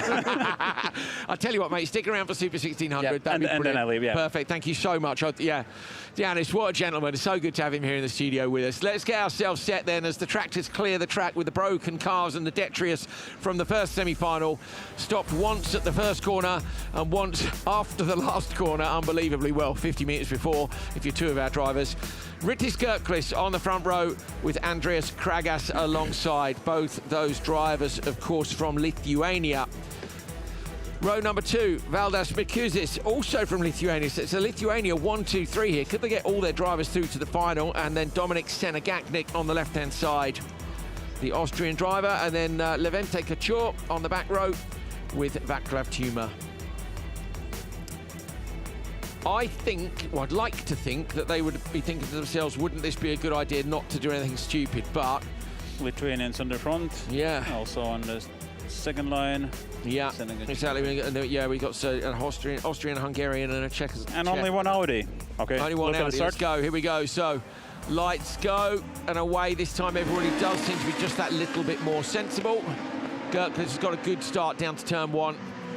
Gets it turned in nicely. It's Kragas in behind him from the same row. So at the minute, the front 3 are in order with Mikuzis slotting into P3. Mikuzis having to go a bit defensive here in the background. Senegaknik having a look to try and come through, and Levente Kachor in the Suzuki Swift is right at the back of that pack as Vaclav Tuma goes round into P4, I think. So Vaclav Tuma from the very back of the grid up into P4. How good moves. Yeah, very clean from all of them through the first few corners. If you can have an affection for an inanimate object, I love an RX1 supercar, but how good are the whole pack of RX3 cars coming out of turn 2 next to the commentary position? They sound absolutely fantastic, these high revving engines, and yeah, this is a brilliant category, isn't it? I've not spoken to anyone today who doesn't like them. Like Yannis said how much he liked them early on. Fabian Pye said I've never raced one, but they're brilliant. Like 9,500 RPM if you're wondering. Yes, they don't last forever, do they, Hal? What's going on, Howard? Speaking of Payet, his teammate for this weekend, Dufar, for that incident in the final corner, he's been given a black flag for, which I think is expected, to be honest. I think he will be disappointed with himself, obviously disappointed about the car as well, and I think he'll be disappointed for Rosred. And can I just give a shout out to Rosred as well, because to see a driver get out of a big shunt like that and immediately run to see if the other driver is okay was pretty cool, I thought. Yeah, that's good to see. And then it doesn't matter for Dufas, he got a black flag only if he gets some championship points off that, obviously. Yeah, it's not nice to see these kind of contacts. No, absolutely, absolutely. I couldn't hear what Rickers was saying to me in the pre-grid, Andrew, because it was so noisy down there and I didn't have him in my ears, but he looked pretty nervous to me from answering the question, and this is exactly what he needed to get out front in this race, especially having seen the drama. Yannis, from your point of view, you sit there in semi-final 2 watching it all kick off at the start of semi-final 1, there's absolute chaos. You just want to get on with it, don't you, and get through that first couple of turns. I think you just don't want to think about it. Oh, there's the roll. Big roll, that's for Senegaknik, surely. On the second corner, he's just around the corner. So he's clipped the tyres on the inside line, the marshals are there. Is this going to be another red flag? It's double waved yellows. No, it's double waved yellows in turn 1. Is he out of the car? Is he out of the car? Not yet. Not just yet. So, yeah, he's not climbed out just yet. So, double waved yellows. We are looking at Rittis Gerklis and Kragas out on track. And they're coming out through the standard lap now. Double wave yellows in this next corner. So, no overtaking opportunity in turn 1. And, yes. They look so good. They've been fighting also here in the Latvian Lithuanian Championship. And small mistake for Kragas. So, Kragas under pressure from Mikuzis. It's a Lithuanian 1, 2, 3 at the moment. Yeah, Hal, you mentioned about Gerklis looking nervous. Me and Yannis said that he looks nervous. Like he really did, bless him. And I get it. They don't. It's the worst time to be asked a question, is it, when you're in full focus mode? Of course, we want the answer to those questions because we're doing a bit of telly here. You always give me goosebumps there. How special is it that we can talk to these drivers before they're about to go and compete at the highest level of what they do? in such an intense situation. You wouldn't go and speak to a Premier League footballer as they're about to get about to go onto a football pitch. You know, you don't speak to people the moment they finish a World Cup final. We have such amazing access here, and you get a real emotion of what's going on. We're hearing from the marshals that Senegaknik is okay, yeah, so that's safe, good news. Senegaknik is out of the car and he's okay. He's been checked out in the ambulance. You'll see the car at the side of the track in just a moment. Here is the instance he came in, and he just touches the tyres on the inside, and boom, that is, oh mate, it's so close. And it's unfortunate, it's the second roll there that does a lot of the damage. Sorry, wow, two and a quarter. So again, that's the open tyre. He's turned to the right and the tyre's opened up and he's just driven up the tyre wall on the inside. One of the problems with rallycross is in terms of track markers how it's not like Formula One where we can stick a sausage curb in and they won't drive over it. You got the biggest curb. Who's this? Surely is that Timmy? yeah. And also Kragas make a joker lap, and Mikusis was really good lap before. So let's see. Oh, he's in the wall big time, so he's lost it. I reckon he's been sucked in there with it when he hit with the rear and then with the front. Single waved yellow in turn 1, single waved yellow in turn 3. It's all kicking off. The RX1 drivers must be thinking to themselves, we need to wind it in a bit. I mean, these guys didn't have quarterfinals. They're getting it all out of the system now. Double waved yellow up in turn 3 where these guys are. Look for the flags and the lights on the outside. You just can't quite see them. Oi, oi, oi, and they're just getting a little warning here. Oh. I'm exhausted. We're not even into the finals. Do you want me to leave? So you better go before RX1 because yeah, it's Yanis Belmanis is the key, people. I think the FIA need to hire him and see. So what happens for the rest of the season if we have Yanis as the talisman at the circuits. Gerglis coming round. He's managed to stay out of trouble here. He's going to take it. And Kragas and Mikusis are going to go through as well. So it is an absolutely brilliant run for those three drivers. I was trying to think, is that a 1-2-3 for Lithuania? Yep. Yes, it is. A 1-2-3 for Lithuania. Cheers from the crowd for that. And look at Group's lap times. Very consistent. They're screaming behind us over here. They're absolutely loving it. Oh, it's so cute. Look, waving, family and stuff up on the fence, hanging out and all the rest of it. Here's our drone coming in as well behind us. Brilliant stuff. So another interesting encounter, let's say. Senegaknik with a roll. Vaclav Tuma in the wall. Levente Couture did make it through to the finish, but he's knocked out at this point. Gerglis, Kragas and Mikusis go through. The Lithuanians are on a mission. Could they lock out the podium as well?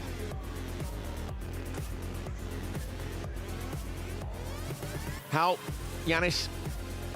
So we thought that the start was pretty, well, the start was pretty clean, wasn't it? Rukas got away nice and handy off pole, and they all gave each other plenty of room in the first couple of corners. And then it was later on, largely on people's own, wasn't it, Yanis, where it all kicked off?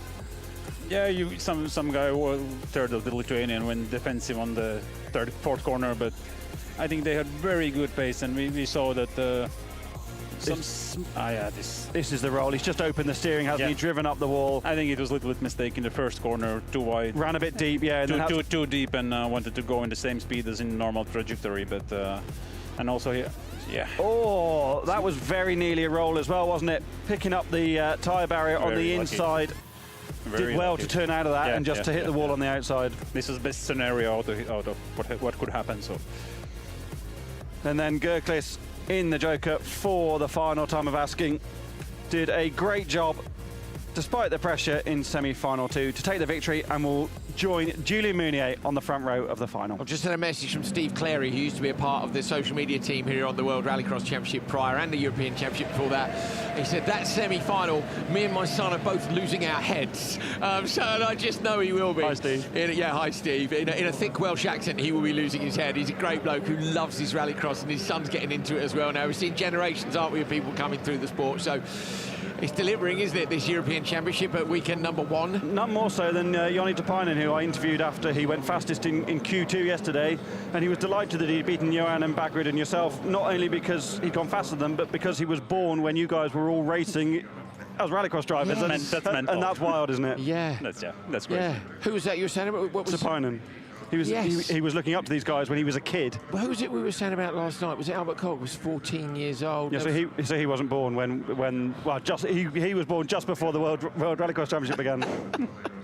Janis Baumanis, we're going to say thank you so much to you, mate.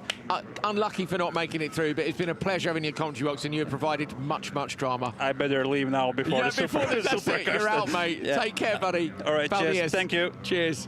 What an absolute pleasure, Janis. You're a star. Thank you, buddy. Much appreciated. Yeah, see you soon. See you another one, I hope. Get that car out again.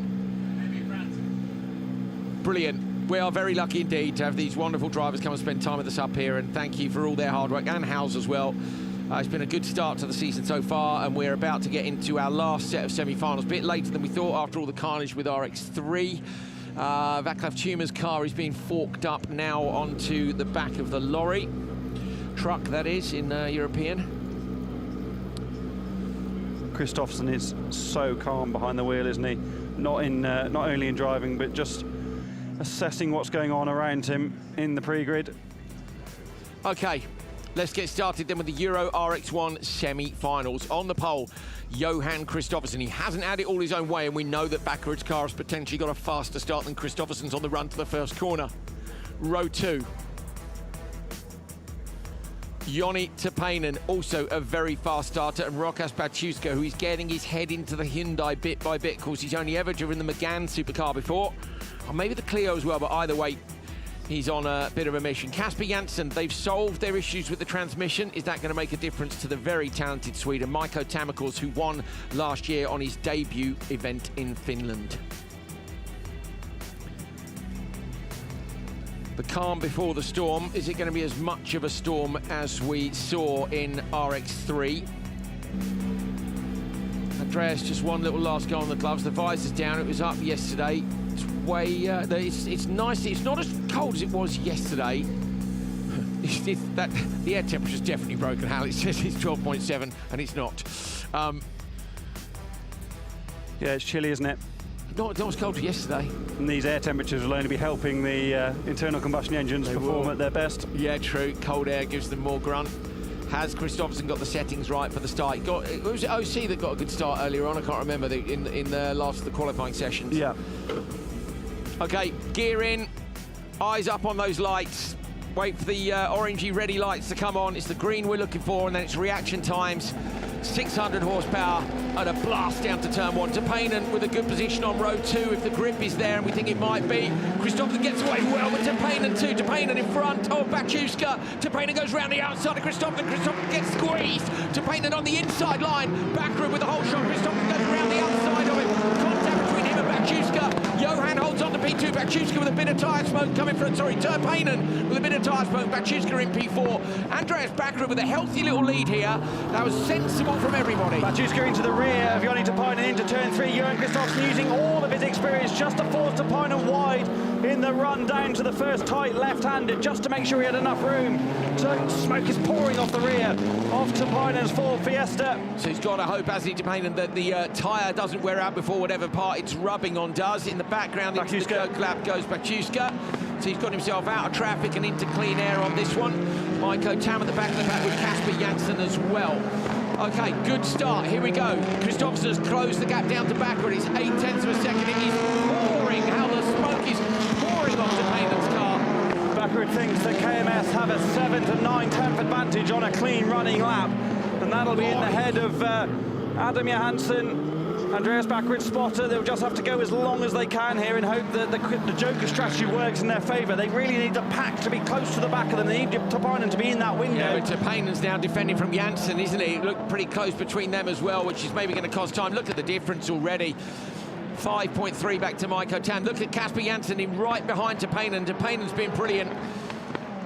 So Kristoffersson tucked in behind Bakkerud. This is just a case now, Hal, of when does Kristoffersson go, and Bakkerud will immediately go afterwards. I'm absolutely certain of that. And Baciuska's immediately on the back of Tam as well, so that's really hurting his quest at closing the gap down to Tapainen, who hasn't got the pace we've seen so far this weekend at the moment. It's not really working out for the set squad with the Finnish drivers in the quarters and semis at the moment. He's so calm in the car. When you look at the onboard, it's like he's driving down to the shops. And actually, look at, he's absolutely on the limit. The eye shot of Johan a moment ago. He just looks through the corner, turns in, he's watching Bakkerud, and you know that Bakkerud, a bit wider there, you know he's looking at Bakkerud and going, and he goes. Johan's gone. So Johan Kristoffersson with the fastest lap goes into the Joker lap. So this is a big old push. He got as close to the back of Bakkerud as he could before he's gone. He's gone in. They've got the window over to Payne. Jansen's got Joker, so Payne has room now. One lap, Bakkerud has to go. I think if I were Bakkerud then, because the gap was there and you know Johan's going to go, I would have gone instead, just in case he does. Because at the moment you're a sitting duck anyway, aren't you? Because he knows he's got that absolute pace. I would have mixed it up a little bit. I would do what I was actually thought Bakkerud might go on lap 1, but of course that would have released Johan, which would have been too much traffic. Yeah, but if you've been P3, I don't know. They've got to do something, haven't they? So this has got to be perfect from Andreas Bakkerud. Yes, they did a 4-lap perfect qualifying run. You're on board with Bakkerud now as he pulls the gears. It's got to be mint. It's got to be bang on the money. Quicker. Kristoffersson so far on on this lap already. Here, but Bakkerud around the outside had a little gap on the way in. Johan Kristoffersson comes around the outside line now. Andreas Bakkerud on the inside. Stick the nose out. Stick the nose out. It's not quite there. Kristoffersson gets him. It's masterful. Kristoffersson goes defensive. Bakkerud now tight on the left-hand side. Tries to get the exit right and down the straightaway. And Kristoffersson's got him with that 1 lap. 1 lap was enough, Hal. 1 lap. He's brilliant. To Payne in P3, everybody's joking. We've got 1 lap to go.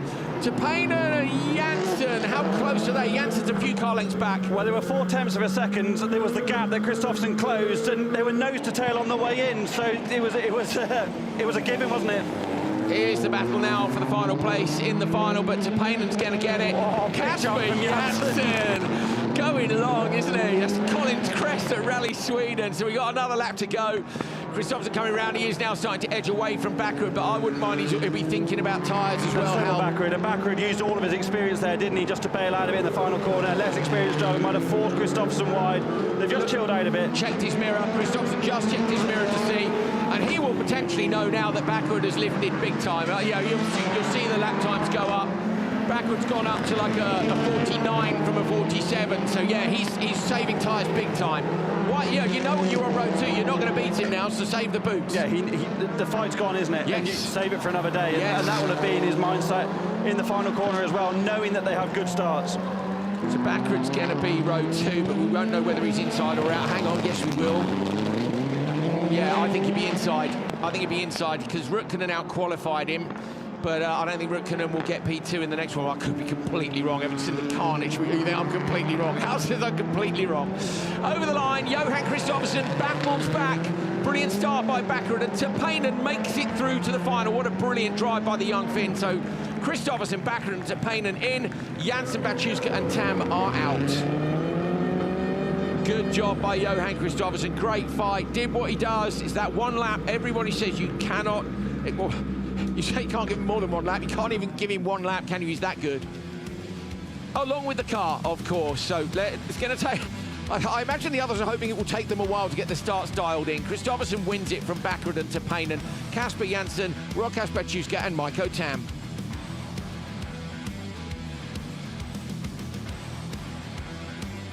Right, take a look back at this, Hal. Bakkerud makes such a good start, doesn't he, away from the line. Kristoffersson again, not an ideal start, but really forced the issue on the inside of Tapainen.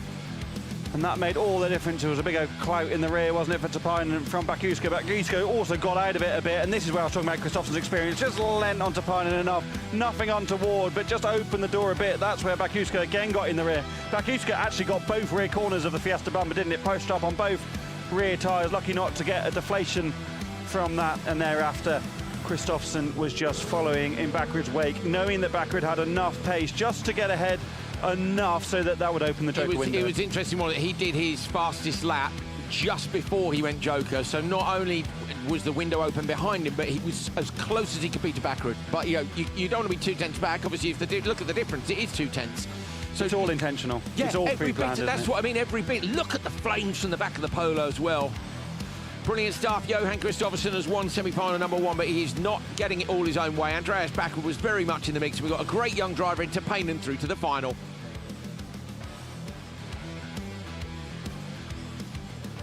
Biķernieki Tras and the Latvian fans enjoying a great show here. My name's Andrew Coley, alongside me, Hal Ridge. We're getting ourselves ready for semi-final number 2 in RX1. On the front row, on the inside, Andor Trepak, a brilliant young Hungarian driver in the Renault Megane. Ola Christian Vejby outside him in the KMS Polo. Row number 2, Zoltán Konček, who's really impressed me this weekend. I think he's been very fast. A winner last year, of course, in Hungary. And Patrick O'Donovan, the 2024 European Rallycross champion. Juha Rukkanen 5th on the grid with Ulrich Linnemann. Linnemann currently a Rallycross, a supercar champion in Rally X. And Rukkanen, of course, with a problem, Hal, just before he got it. So this is a stacked grid. It is indeed. And there's a lot of determination on that back row as well for those that didn't have a great... Well, they made it through, but they're full of fire to try and progress through to the final through this semi. So, you've got to stay out of trouble in the first couple of corners. We know that not necessarily going to be a perfect launch from the Polo. What can Trepak do on the inside line here?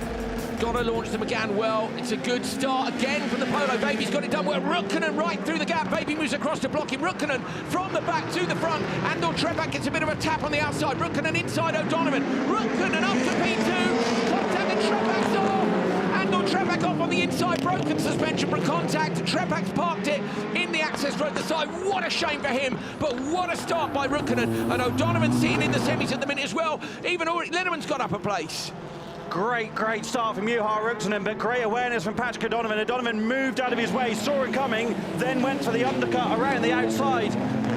Ultimately, he nearly got caught up behind Trepak as well. Trepak's front right suspension is hanging off the Megane. It takes such minor contact sometimes when the loading's all wrong. Shame for him, but there's some fast drivers at the front of this race that want to be in the final this afternoon. Well, I was completely wrong about Rukkanen, was I? So if Rukkanen finishes where he finishes now, remember Bakkerud finished second as well, he'd be on the second row.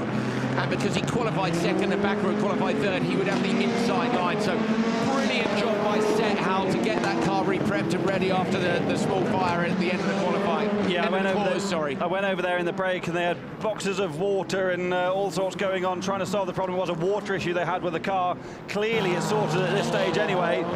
And he's doing a great job. What a launch. We've been saying all weekend it'll be interesting when we get to the semi-finals, or the quarters of semis and the final, where the grip levels are on the relative grid rows, and clearly there's plenty of grip on that back row. Patrick O'Donovan's going well here, Hal. Like he's back on the pace. His family are over to our left-hand side here, his cousins and things as well. They're watching.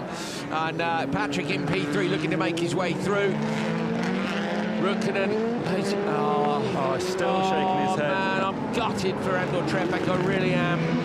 You know what, Hal? He's proved here that he did it in Hungary on a super gravelly circuit. He's done it here on a super high grip circuit. He's proved he's got the pace and the talent. I was so impressed by him on the first morning of the official test here in Riga a couple of weeks ago, where he was hanging it with the more experienced drivers, because he'd never been here, had he? Oh, O'Donovan's sideways there on the right hand, and look at the track gripping up now with the rubber down. But he'd never been to a circuit like this, because all the tracks in the Central European area are very low grip on the gravel section. He's done a great job, but clearly the learning in the test has helped him here. He'll be disappointed, but next time out we go to his home circuit where he was so quick last year. I want to see him do a great job there, I really do.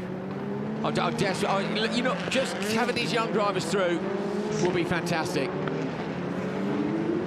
Vejby doing a brilliant job at the front of the order as well, just eking away, isn't he? Quicker in 2.1 of the various sectors, just eking away.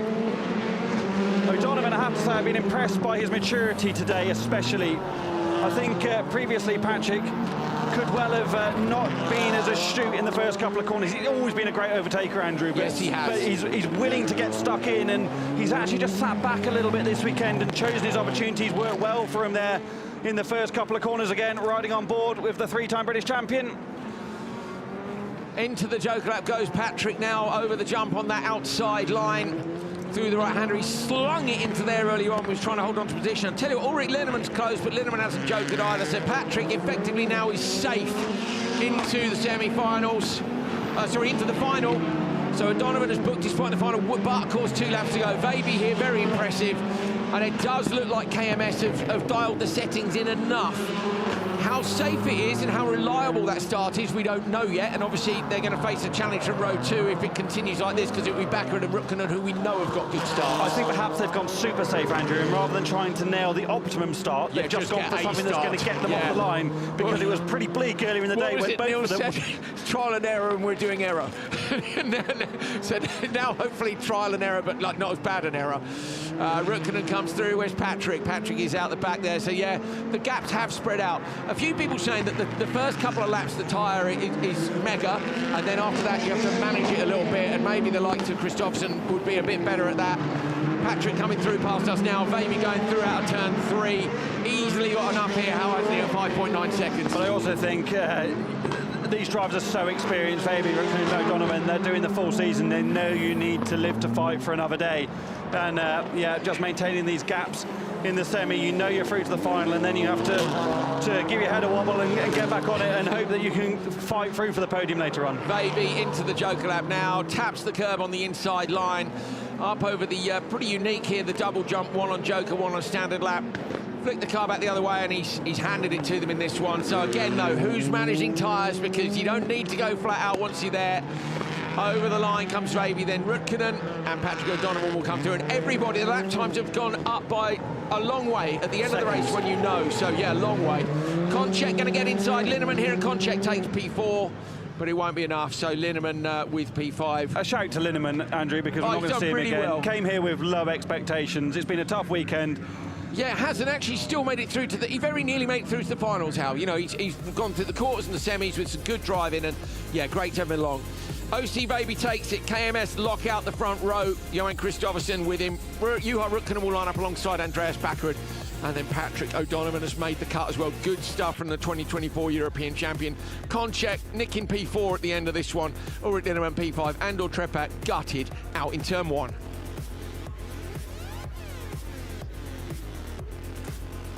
Take a look back at the action from semi-final number 2. Look at the start from Vavy and Howard. See if we can figure out what happened to Trepak. Rukkonen. Yes. So O'Donovan went right instead of left when Rukkonen was, the Rukkonen train was coming through. O'Donovan tucked through right to the inside. I think it's gone already, Hal, or is it a second tap? Look from the drone, is there another hit on the exit? Yeah, yes. Contact with Rukkonen. Oh, gutted. But did you see that he gets hit here, look. So he's already had a hit from both sides, yeah, one on the wall. He's had a little wobble on the wheel, hasn't he? And then... Boom, that was it, gone. And unlucky. He knew, look, oh, poor Andor Trey. If he comes back in this way, I'd love to get him to come and have a word with us, but I don't know if he's gone off the circuit or not. I think he's gone. Or is he waiting with the car? Oh, I'd love to have had Andor come and have a chat with us, but there we go. Another time.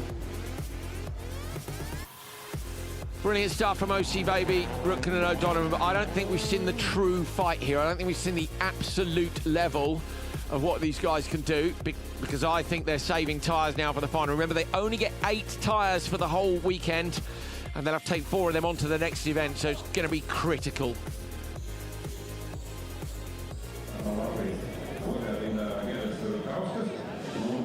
Okay, RX5 final is coming up. Howridge was shouting at Andor Trepak, but he's got in the truck, and I think he's going to head back to the paddock.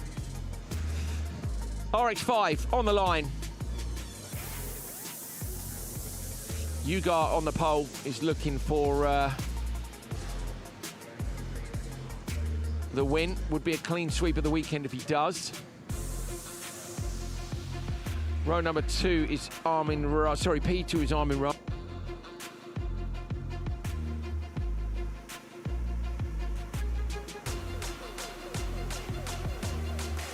Row number 2 is Tim Brownmuller with Roberts Pamalis. And row number 3, let's take a quick look at what the lineup's going to be. And it is Marco Andreas Muru and Diego Martinez Gonzalez.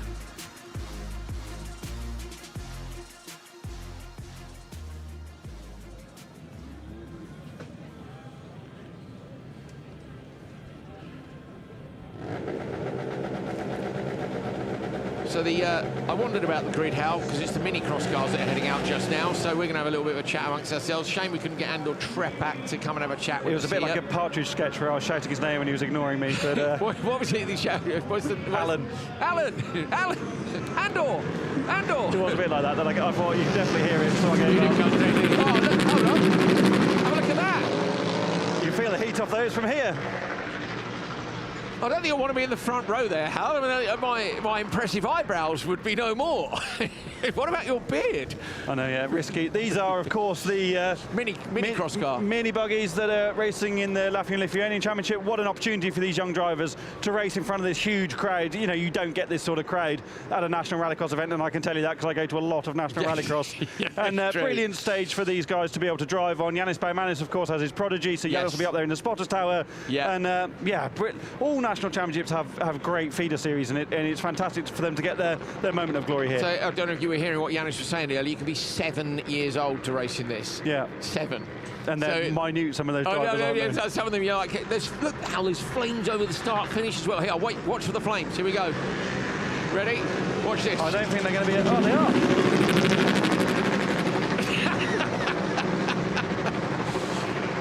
Right, let's have a look at the RX1 grid for the final, which is coming up very shortly indeed. Let's have a look at RX1 and we can see where everybody's going to be lining up now that we've got all our pieces in place for our finale this afternoon. Finals coming up for each of our categories.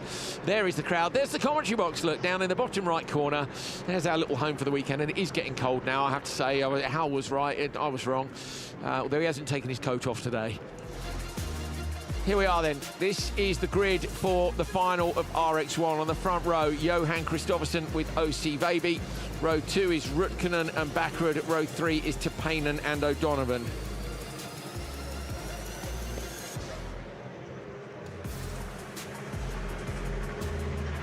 We know Tapainen, Rutkanen and Bakkerud get great starts, Hal, so they could cause problems, but obviously if KMS had locked out the whole of the front row, that does put them in a great position. Yeah, it's going to be interesting, isn't it? Especially with having seen how well Rutkanen went off on the last start. The grip's really varied, isn't it? So it's going to be fascinating. It will be indeed. So stick around. The finals are still to come.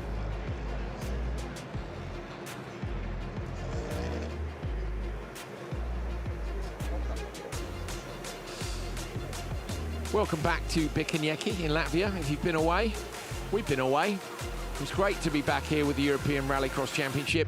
And we're looking forward to the RX5 final, which is in the grid, lined up, ready to go. But the juniors snuck in front of them. So they're heading out now and having their bit of fun around the circuit. And as we said, we're very happy for them to be here. You can see in the background that it's a sports complex. I tell you what you can see in the background as well, left-hand side. Look at the paddock. It is absolutely rammed down there. This is some of the beautiful Biķernieki sports trass, the complex around here. We mentioned earlier dog walking, cycling, all sorts of things around. It is, I think it's a great track. I would love to see a bit more loose on the back part again, but I can live with that. The racing's been brilliant this weekend. I'm excited for the rest of the year. Hal, I'm putting my gloves on. I just thought I'd give you that little bit of information. What do you think about that? Not a lot. There you go. It'll make it very difficult for you to ruffle through your pages. We start here, of course, in Riga in Latvia, and it's the first of 6 stops in the European Championship. Heading down to Hungary next. I'm missing Hungary. You'll have Tom Brooks with you there. I'm going to be at the Isle of Man TT, and then we're heading to Höljes for Sweden when I'll be back with Hal Ridge. Euro RX of Ireland, Mondello Park for the first time in 30 years. Then Lohéac and Lousada. Double header at Lousada to finish the season off. We're hearing chat about some cool stuff at Lousada. Don't forget, though, as well, that we've got the World Cup, the FIA World Cup of Rallycross, which will be happening in Jakarta, Indonesia, in the first weekend of December later on this year. So very much looking forward to seeing who of the regulars enters and which guest drivers we get to come along and join us for that weekend. Should be a blast. So 7 brilliant Rallycross events to look forward to. We're going to wrap up the first one of them in the next few minutes.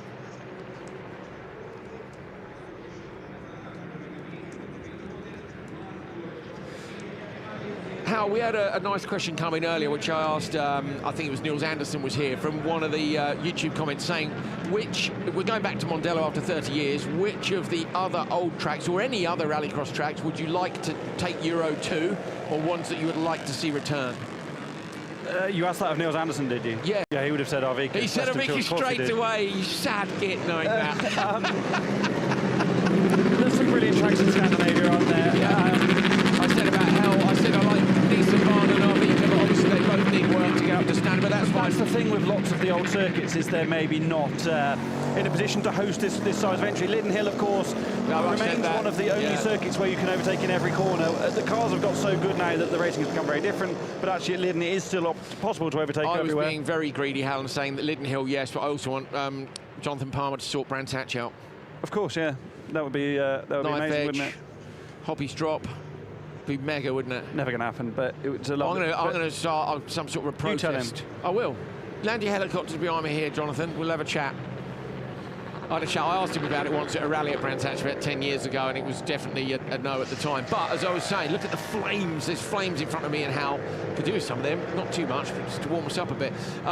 But I get it, you know, he'd moved the circuit on for things like British Superbike and British touring cars and things, and some of the rallycross infrastructure doesn't fit in so well with that in terms of track layout. But going to Mondello Park for the first time in 30 years is going to be absolutely amazing this summer. They're going to put so much effort into that event. I can't wait. I can't wait, yeah, me too.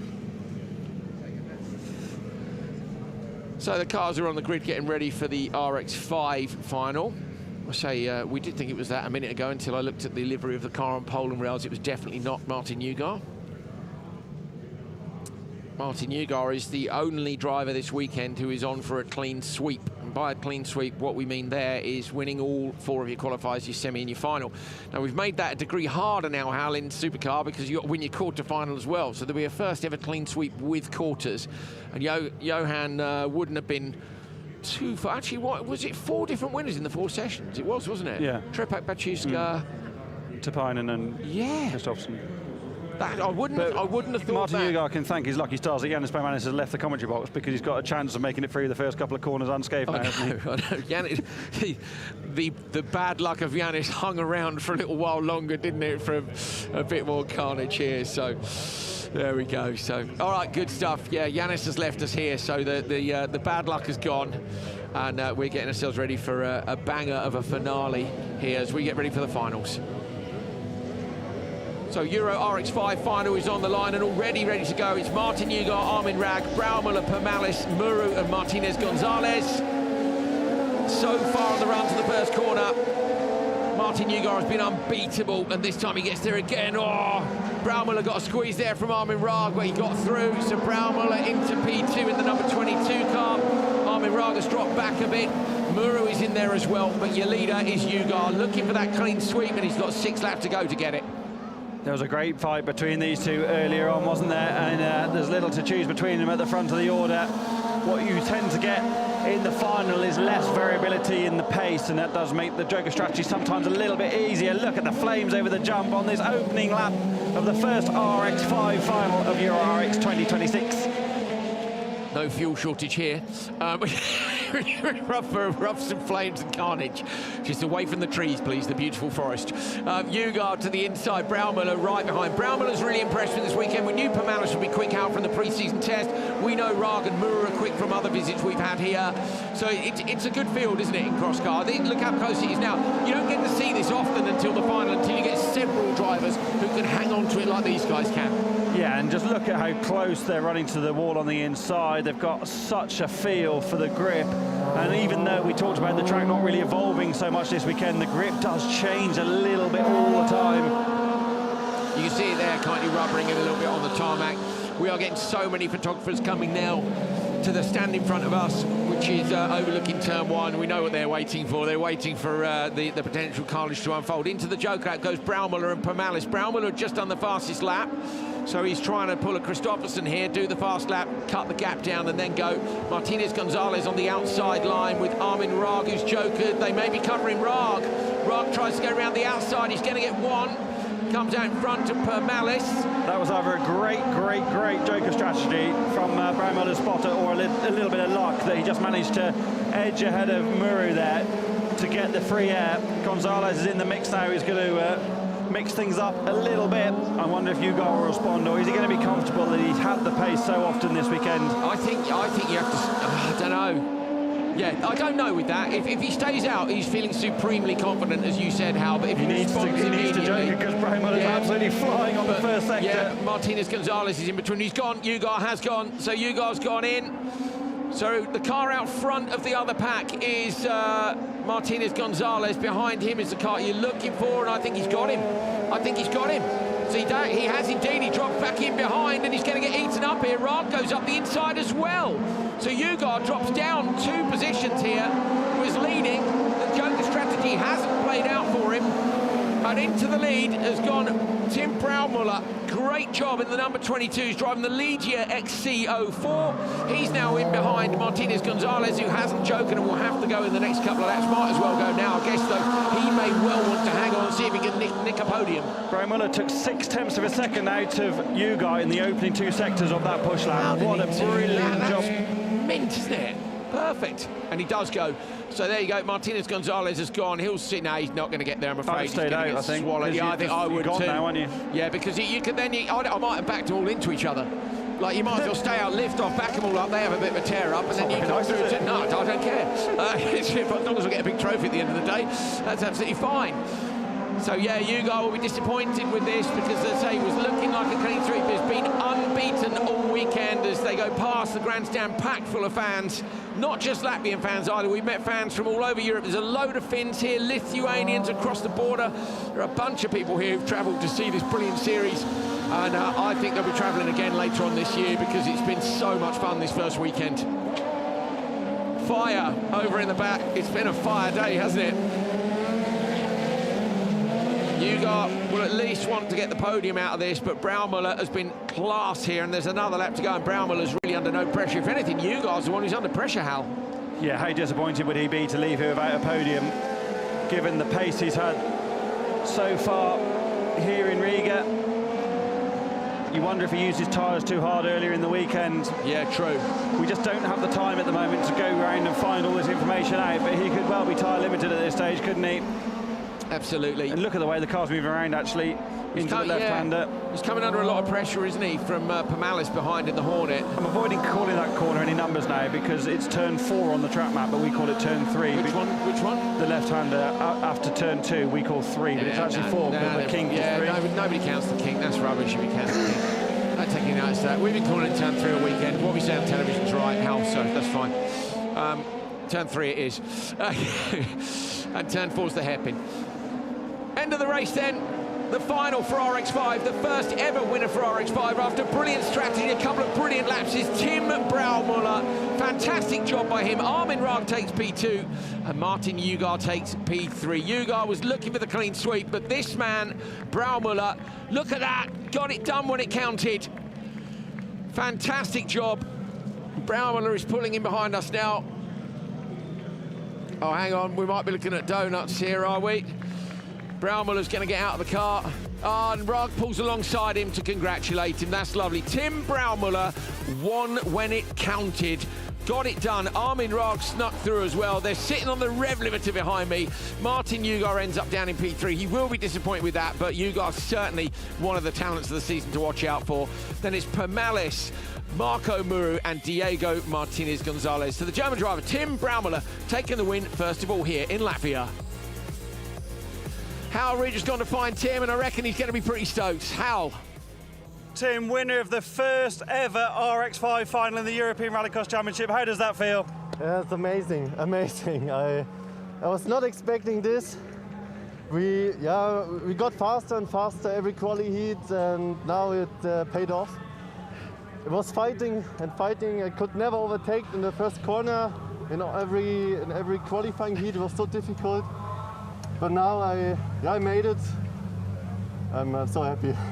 Congratulations, enjoy it. Thank you. Brilliant stuff. He's over the moon, and rightly so. Look at this. Nyirád with the green intake on the top of the TN11, right inside your screen, gets it done. Raag here kind of gets mugged a bit. Pamalis comes around the outside. Raag ends up almost down in P5. Just holds on to P4, look, in front of Martinez Gonzalez. And Brouwmuller just went with Nyirád for a bit. When he decided then to head off to the Joker lap, this was this the merge that counted? This was when Raag came back into. Raag got Pamalis here when they went to the Joker. Raag had put in a fantastic lap, and that slotted him up into P2. Finally then, when Nyirád responded, it was too late. Brouwmuller had just done an absolutely fantastic lap. So ignore the car right at the front. That's Martinez Gonzalez. And this was Raag getting up the inside. That's that wonderful merge here in Latvia. And Raag managed to get it done. But Brouwmuller, what a brilliant first ever win in Euro RX5.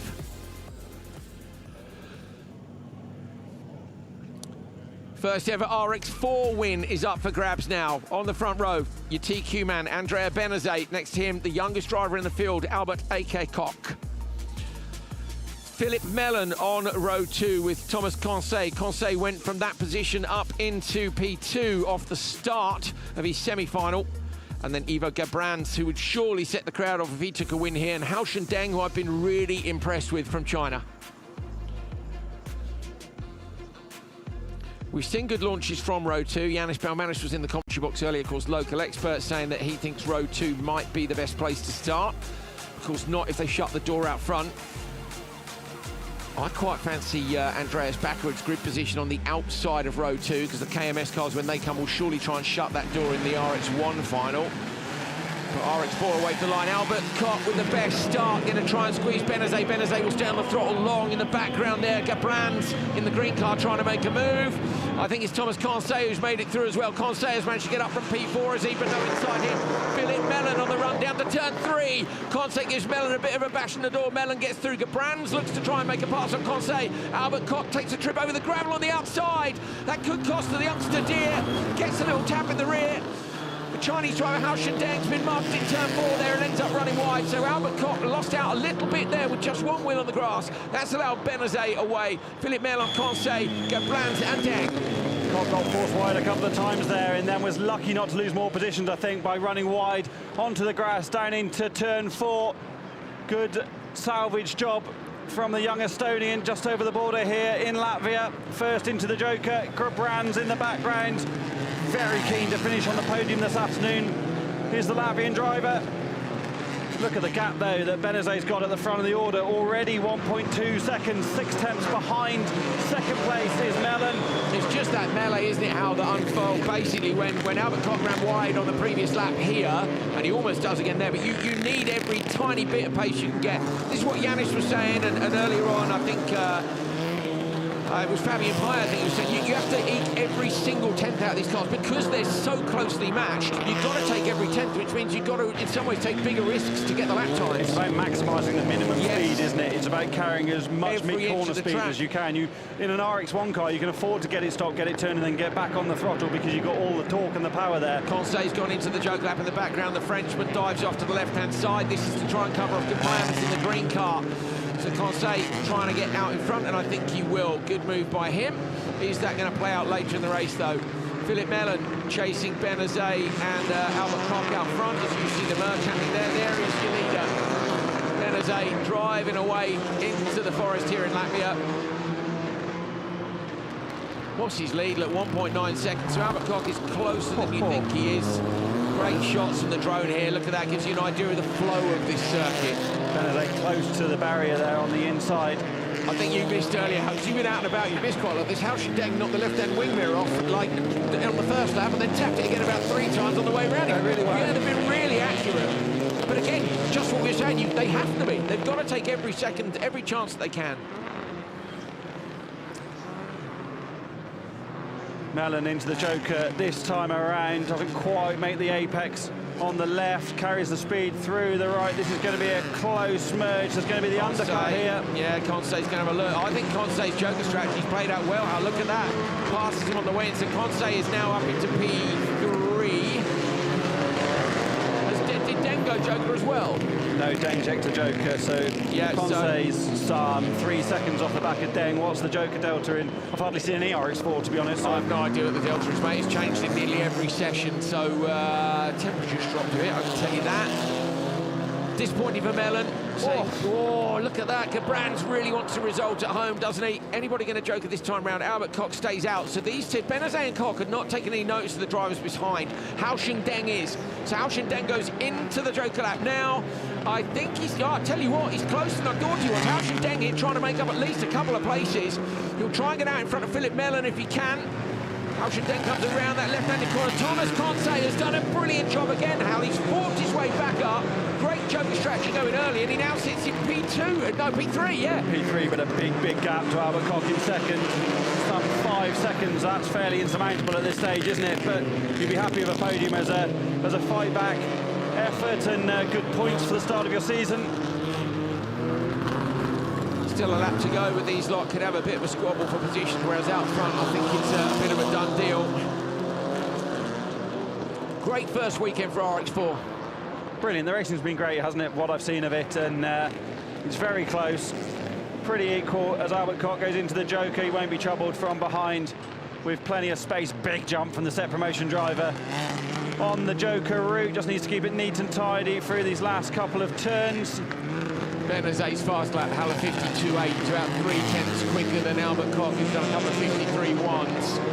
But yeah, as you say, Albert Koch pretty safe. The big battle is behind here. Look, Conte is under a lot of pressure in terms of where he is.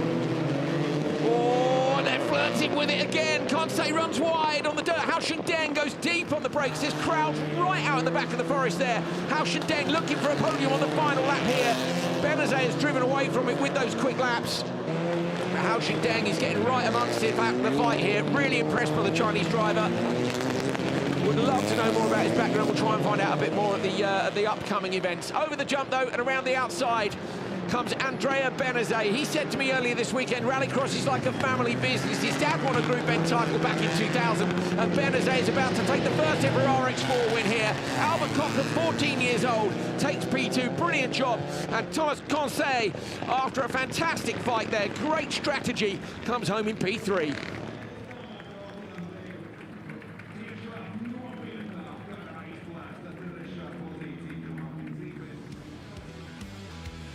Andrea Benazet, 5:29.9, 1.5 seconds up the road from Albert Koch. I wonder if Albert Koch hadn't made that little mistake on lap 1 where he dropped a wheel, if he could just have been a bit closer. Thomas Conseil from the outside of the second row. Brilliant moves on that first lap and great strategy to make it onto the podium. Hao Deng, fantastic first weekend for the Chinese driver. Philip Mellon from Poland and Ivo Gerbrandt from Latvia. Hao reaches with our first ever RX4 winner, Andrea Benazet. Andrea, the first ever winner in Euro RX4 here in Latvia. How does that feel? Awesome, just awesome. It has an even more better flavor because I've shared it with my dad all the weekend long on the radio. He was my spotter, and so this victory is for him. Big thanks to the team. They gave me just a rocket all the weekend long. Big thanks to Antoine, to Nico, all the mechanics, all the staff. I'm so happy for everybody, for me also. Incredible, honestly incredible. Fantastic job, well done. Thank you very much.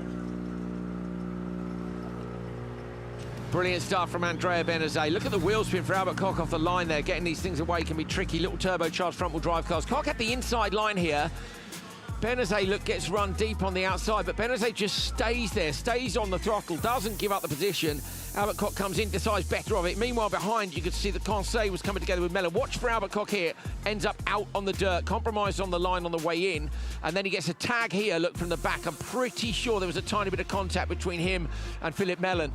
So that sets Benazet off with just a little bit of a gap, and to be honest, he never looked back from that. So Benazet and Koch definitely very good, but I have to say there is nobody in this field who I would say, oh, I'm disappointed. That they have been so closely matched. Look, that was Hao Deng having a good old look, but there wasn't enough room, and Benazet in the end was able to bring it home with a nice margin. Him and Albert Koch say not too troubled out front. So it is a Frenchman who wins the first ever round of RX4 with his dad on the radio team. What a great story.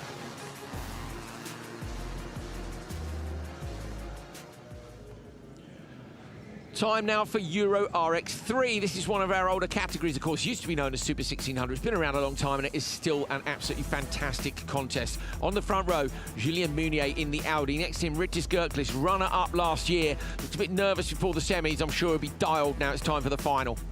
Row number 2, Nicholas Gellins, P3 in the standings last year with Andreas Kragas in the Skoda. And then on to row 4, Valdas Mikuzis and Andre Souza. Well, this should be a fun encounter. The lights will be on very shortly indeed. Thumbs up from the marshal as he clears the grid. Meunier's got to get away well here. Remember the carnage that was in the semi-finals earlier on today in this category when people moved a bit quickly off the line. 3 wide, ended up with cars in the wall and all sorts. It's a great start by Gerklis, a little bit longer maybe in first gear than Meunier. Meunier's going to get squeezed here. Meunier sensibly backs out of that. Kragas on the inside line. Nicholas Gellins trying to come around the outside. Kragas gets into the back of Meunier here. Oh no, contact again. taken out. Nicholas Gellens on the inside line will take P3. Oh, contact again up the back. Kragas again with Gellens. Gellens almost run wide. Sousa now with contact with Makuzis at the back. He runs wide, so Kragas has gone wide. They all get through. Kragas drops to the back of the field. Makuzis, P5. In front of them is Gellens. And then at the front look Gerklis and Meunier. So this is going to come down to strategy between these two. So many pieces of incremental contact that had big consequences there, just leaning on each other, getting forced wide in different places. What a start, though, for Rickers Gerklis to get out front. Julian Meunier has been so fast this weekend. Great job by the Volvo Racing squad, clearly, to get Gellens' car sorted after it limped through the semi-final to make it through to the final, and that's what you need to do if you want to succeed in this season-long battle. But talking about battles, Meunier is all over the back of Rickers Gerklis at the front of the order. Kragas looks like he's going to pull off the circuit, so Kragas has pulled off some. He's pulled off into the pre-grid up at the far end of the track, so... OK, Gerklis versus Meunier. Gerklis has kind of gone about his business, how Meunier's come in, but Meunier we know is a fantastic driver. This is a very French circuit, isn't it, in terms of the conditions. Have they got the window yet or not? No, they haven't. You need to go again at this stage. Gellens is 2.1 off the lead, so Meunier needs to go again. He looks quick, doesn't he? He does. And we know Gerklis is very keen to try and win the championship this year. So he'll be managing his expectation, but also desperately wanting to start the year of a win and maximum points from this final. Look how quick Meunier is on exit. Meunier is very early on the throttle, and he's carrying a lot of speed on the exit. Gerklis, smooth, aggressive inputs on the exit there at turn number 2. They head up past the flames and past the crowd, but yet Meunier is big in his mirrors. Fast as that, Meunier, 50.6. 1.2 quicker last time around. Taking another 10th out of Gellens' hell on that last split, so the gap's gone up, but it's only 2.5. It's going to be tight. Yeah, Gellens is matching them, isn't he, in the background, which isn't ideal for the leaders in terms of their Joker strategy. Ideal for Gerklis, to be fair, because it's not going to be possible for Meunier to Joker that early. He has to go again. Nice, so they're not comfortable with the gap yet, are they? 0.3 of a second up front. I mean, you could go, and because it behind wouldn't be. Well, no, I suppose you can't go because you risk coming out behind Gellens, and then you get stuck in the traffic. No, you can't. You got to wait, haven't they? They've got to wait for a reaction. If Gellens stays there, in fact, it's going to be very difficult, isn't it? You'll just have to. It's going to be lap 5, lap 6. And I often call this the Joker strategy being stalled, because at the moment they've just all got their hands tied behind their back, waiting for something else to change so that they can start playing their right cards. It was really interesting talking to Niels Andersen earlier, how saying that he's up there in the spotters tower between the two spotters for KMS. And Johan and Tommy, and that he was trying to manage both, but he said the decisions are so made on the fly, they're so split second that you don't get it right every time. It's impossible to get it right every time, especially when you're managing the expectation of 2 drivers in the same race. Yeah. A bit easier when you're just dealing with one. This time then, Meunier does go, so he's got to get out now in front of Gellens. Gellens hasn't jokered. Gellens doesn't go, so if Gellens gets there ahead of Meunier, I think Gerklis has got this. Meunier is very hard through the Joker. He's inside Gellens. Got to get this right. If Gellens gets the undercut, Meunier's going to struggle. Meunier keeps the door shut on the inside. Nicely done, but does that cost him time, Hal? If Meunier wins this final, it's all down to his conviction in the end of the Joker lap there. He'll have had the information on the radio that you have to push now to get out ahead of Nicholas Gellens. He's got that job done. Now it's all about getting the hammer down to try and close the gap on Rickers Gerklis. He's already a 10th quicker in the opening sector. So even with the compromise line into turn 1, Meunier's managed to nick a 10th. Gerklis will surely go on this lap, not the next one. Does he go? Where is Rickers Gerklis? Heading out of the hairpin now. So Gerklis goes left. Gerklis has gone to the Joker They're lap. Equal middle sector. 3.3 seconds. It came down by 2/10 over the course of the lap. Into the right-hander comes Gerklis now. Round the outside line, Meunier. They've still got to race for another lap at this point. Meunier flings the car into the final corner. All the way around the outside. Gerklis holds that inside line. Meunier will try and get there into turn 1 and 2. Meunier all the way around the outside. Gerklis on the throttle now, but Meunier's got the position time. Absolutely brilliant by the Frenchman. Such composure from Julian Meunier to hang it around the outside. When he went wide rather than going for the undercut, I thought, no, you're not going to get that done, but he stayed in the throttle, kept his nerve, didn't hold too much angle on the steering, let the car run deep. Wonderful. What a brilliant, brilliant overtake. Wonderful. That's a Kristoffersson style lap, Hal, isn't it? Where it's got to be perfect, and it was. But it was conviction twice in the Joker lap, wasn't it? Once on the previous lap and once on this one. So brilliant job here. Great race between these two. The others weren't quite close enough this weekend, but still a good performance from Gellins. He's looking like one of the contenders. Round the final corner, Julien Meunier becomes the second French driver to win this weekend. Meunier takes round 1 of RX3, and he's well pleased, and he rightly should be. It was a fantastic fight with Gerklis, who was the runner-up last year, and Gellins P3 here, as he was in the standings last season as well. A ripple of applause from the crowd. In fact, standing ovation from some of them. Good job by Julien Meunier. Meunier's gone the wrong way. He's trying to head off, and Hal Ridge is running across to try and have a chat with him. But fantastic stuff from the RX3 drivers. Awesome. Yeah, look at it. Meunier's over the moon.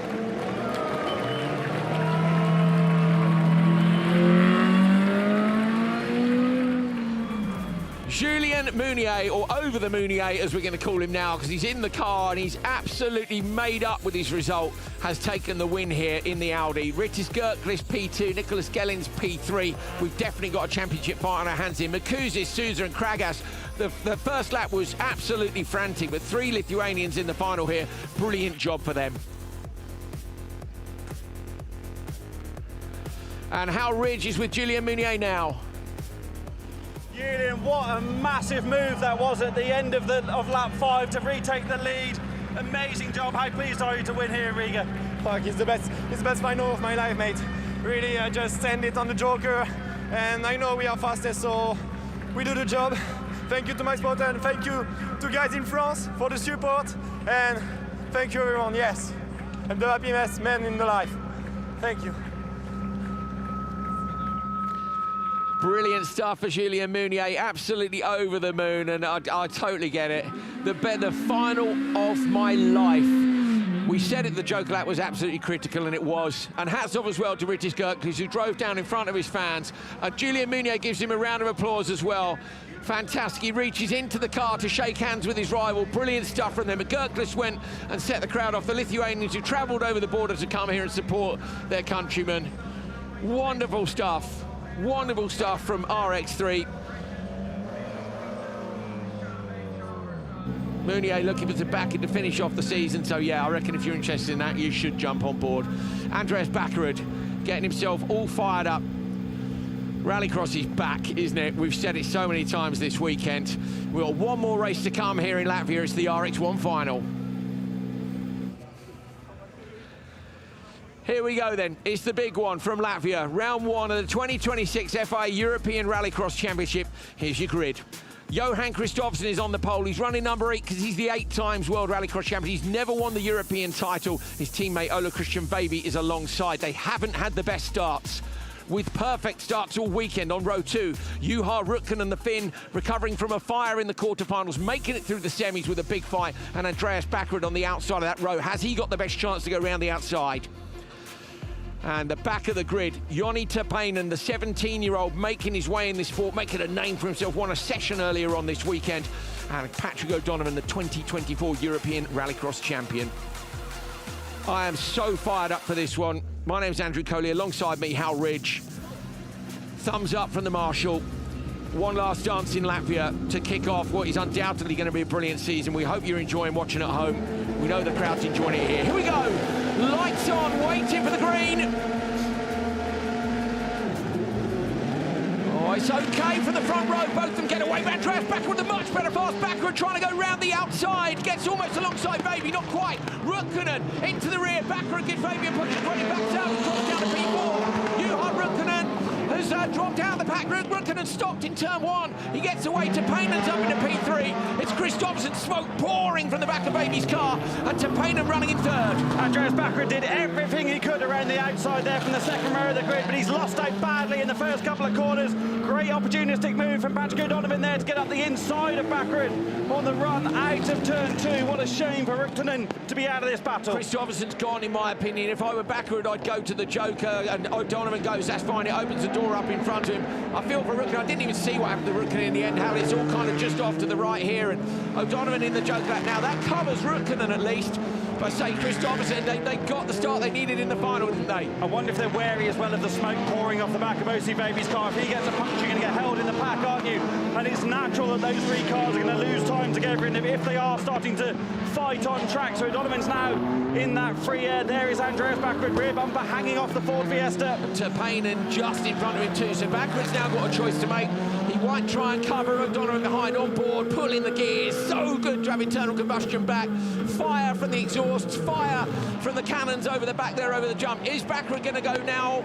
He is. Bakkerud surely. No, he doesn't. I thought he was going to go left to Terpainen stays out. Bakkerud does too. So they'll be watching the gap back to O'Donovan. Rukkanen is out of this one, unfortunately, at the back of the pack. And the fight continues. Bakkerud is close to the back of Terpainen here at the end of the lap.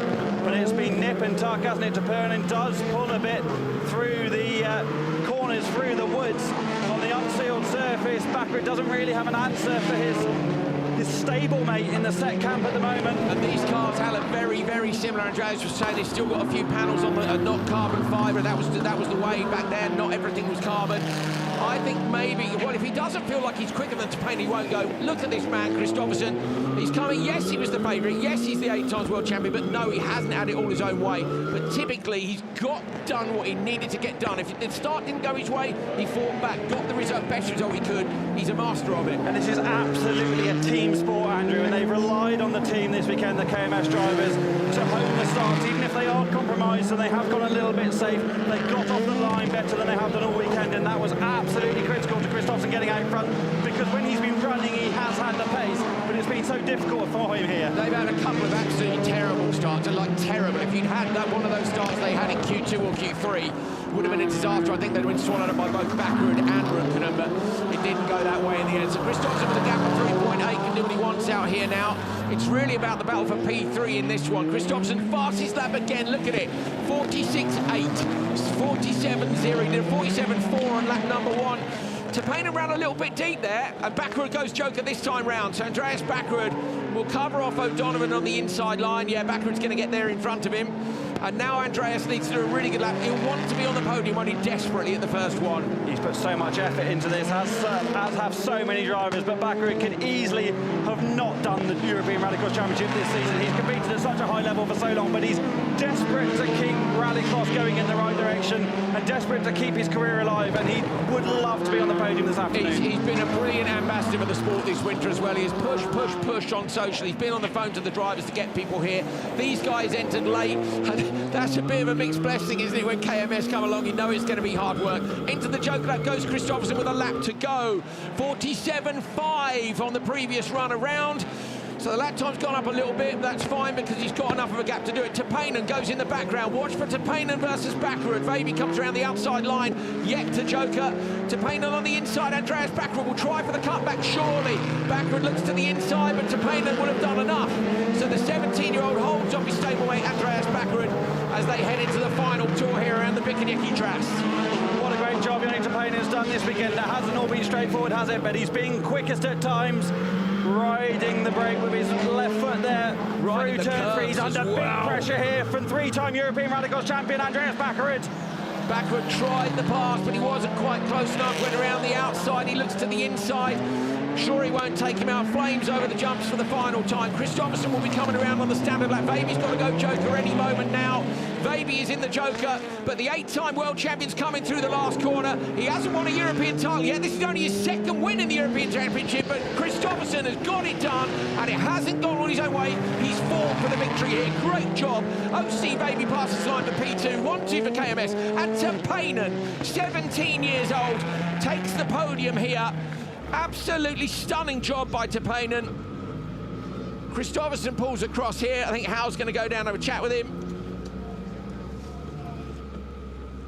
So Kristoffersson win, OC Vaby in P2. And Joni Terpainen, that is Terpainen's first ever podium. So Terpainen with his first ever podium, Kristoffersson and Vaby with the P1 and the P2. And then we have Bakkerud P4, O'Donovan P5, and Rukkanen P6. Clara Anderson is coming to join me in the commentary box. Fantastic stuff. Crowd are starting to head out. Johan Kristoffersson down. It's a familiar pose for Johan. Clara is alongside me now. Clara Anderson joins us here. What a brilliant weekend of rallycross. Oh, wrong headphones, my bad. Here, I'll take those. Those are Hal's. Here we go. Hey, the kids are here. They're coming to say hello. Hello, how's it going? They're Micah Tam fans. They've been loving it. We're still on air, so just take a minute, and then we'll come and say hello in a moment. Yeah, I mean, what the first race weekend for Euro RX this year. I think I have never seen action like that in all the finals, in all the semi-finals. I mean, it's been absolutely a great show worth watching. Rallycross is back. Yeah. Hope to be a part of it soon. Oh, we want you to be a part of it, big time, Clara. We really do. Here's Johan down behind us now, taking the applaudits to the fans and waving. The photographers are all down here in the media zone as well. Joni Tapainen, look, with his first ever third place. Hal is herding them across to do the interviews down here. And Joni looks all out of breath and all excited, doesn't he? He really does. So. Yeah. These two here, these are our autograph hunting friends who've managed to sneak their way into the studio. They've managed to get through the gate over here. I'd love to talk to you, but I don't have a microphone, so you'll just have to stand here and be great spectators. Here we go, look, here, smile down the camera, just over there, look, there we go. Right, Hal Ridge is down with our top three in the media zone, just to our right. Hal Ridge. Joni, massive pressure there from Andreas Bakkerud on the final lap, but you held on. How does it feel to finish on the podium here in Riga? Unbelievable. I don't know how I managed to do it. The tires were so warm after the semi-final, so it was really hard to drive the final. And your feelings here, start the season on the podium, great points, you must be delighted with that. Of course, it's crazy. Thank you. Joni Tapainen, what a brilliant job. Absolutely made up for him, I really am. I wonder if we can get Joni to come and have a longer chat with us up here. We're going to get OC Vaby in just a moment. Okay, OC Vaby's with Hal Ridge already. Ola Christian, it's been a tough weekend for the KMS boys, hasn't it? You've been battling poor starts. You've been in the traffic, but you really delivered in the final. A 1-2 finish for the team. You must be really satisfied with that. Yeah, absolutely. After how it started, you know, we have been struggling with the launches all weekend, and but you know, we have been strong on the track. Definitely the fastest two cars out there the whole weekend, and yeah, we showed some improvement, you know, on the launches during the day. We changed a bit, and then yeah, we ended up, you know, 1 and 2. I wish I could fight you on a bit more, but they hit me so hard in the rear there on in the second corner, I think it was, and my rear wheel is bended and the exhaust is squeezed, so I had no power, and you know, so. But anyway, we managed to secure a 1 and 2, so definitely that's a really good team effort, and the boys have done a great job preparing everything in front of this race. Thank you, AC. Well done. Thank you. OC Vaby looking pretty pleased with that result there. Andreas Bakkerud, he's a bit disappointed, but there's a smile in there as well, Clara. I think he's done a good job. Absolutely. I mean, he's been on form all weekend. Still a lot of points in the bag and a long championship to come. Yeah, plenty of time to come. Hal Ridge is with our winner, Johan Kristoffersson. Johan, it was a late decision to enter the first round of the European Rallycross Championship here in Riga, and it hasn't been straightforward, has it? It's been a tough weekend for you. You've had to dig deep. The whole team have worked very, very hard. How satisfied are you, not only with the victory, but with your performance in the final? Yeah, no, we are very, very happy. I mean, we had a very tough weekend in terms of the launches, so we've been hunting those launches for all weekend. So our engine guy, I think, is a big relief now after the final with finishing 1-2. So no, huge thanks to the team. I mean, it was a late decision to come here. It's been yeah, a lot of sacrifices had to be done for people to come to work for us in such a short term, so or short notice. So super happy to be here, very happy to deliver the result for the guys that they really deserve after preparing the car for us. I mean, on track, the cars are absolutely amazing. And then, you know, there is a few parameters in the launch that are not 100% correct that puts us on the back foot. But, you know, once we're out clear in the final also, we had some struggles with the radio. So I had no radio in my final. So, yeah, it was quite nice, calm, quiet 6 laps in the final. Looking in the mirrors when OC took the joker and trying to put on my own strategy. You spent a lot of time racing similar drivers in the last few years. How nice has it been for you to be part of this big field where you've been lining up against different machinery every time in a really diverse grid? Yeah, it's been really a lot of new drivers that I haven't raced against before, but also in the qualifying heats it was more or less the same drivers lining up. But yeah, there's been some new drivers that I haven't raced against before, so that was a pleasure, and I hope they say the same. Thank you, Johan. Well done. Right, let's have a look at the replays of the first final of the year. It was a good start, better start by Baby. Look at Bakkerud. He so nearly, he needed them to have just not quite the start that they got to try and get round them. It wasn't enough time, was he? Did give Baby a bit of a nudge, but I don't think he had anywhere to go. Rukkonen was alongside him. Yeah, 100%. Damage to the back of OC Baby's car. Bakkerud dropped down to P5 at this point, and then they were in a train. You can't really pass around here, Clara, can you, unless you can tee up, maybe turn 3 to turn 4, the hairpin, but the rest of the time it's got to be Joker strategy. And Johan, as he said, 6 lovely quiet laps. Yeah, it's so hard. I mean, you need to wait for a mistake from the guy in front or girl, but it's very tricky. Indeed, the guy or the girl, and we were looking forward to getting the girl back out there. We're looking forward to having you back on track with us soon, I'm sure. I wonder why Johan had Joker so early, but Clara will know well. I personally never have any idea what lap I'm on, so if you've got no spotter, you must be like, oh, let's just get in and get it done, just in case I get it wrong. Yes, exactly. So good job by him. Kristoffersson taking the first win of the year, but as we've said many times, that was not as easy as he would have liked it to have been.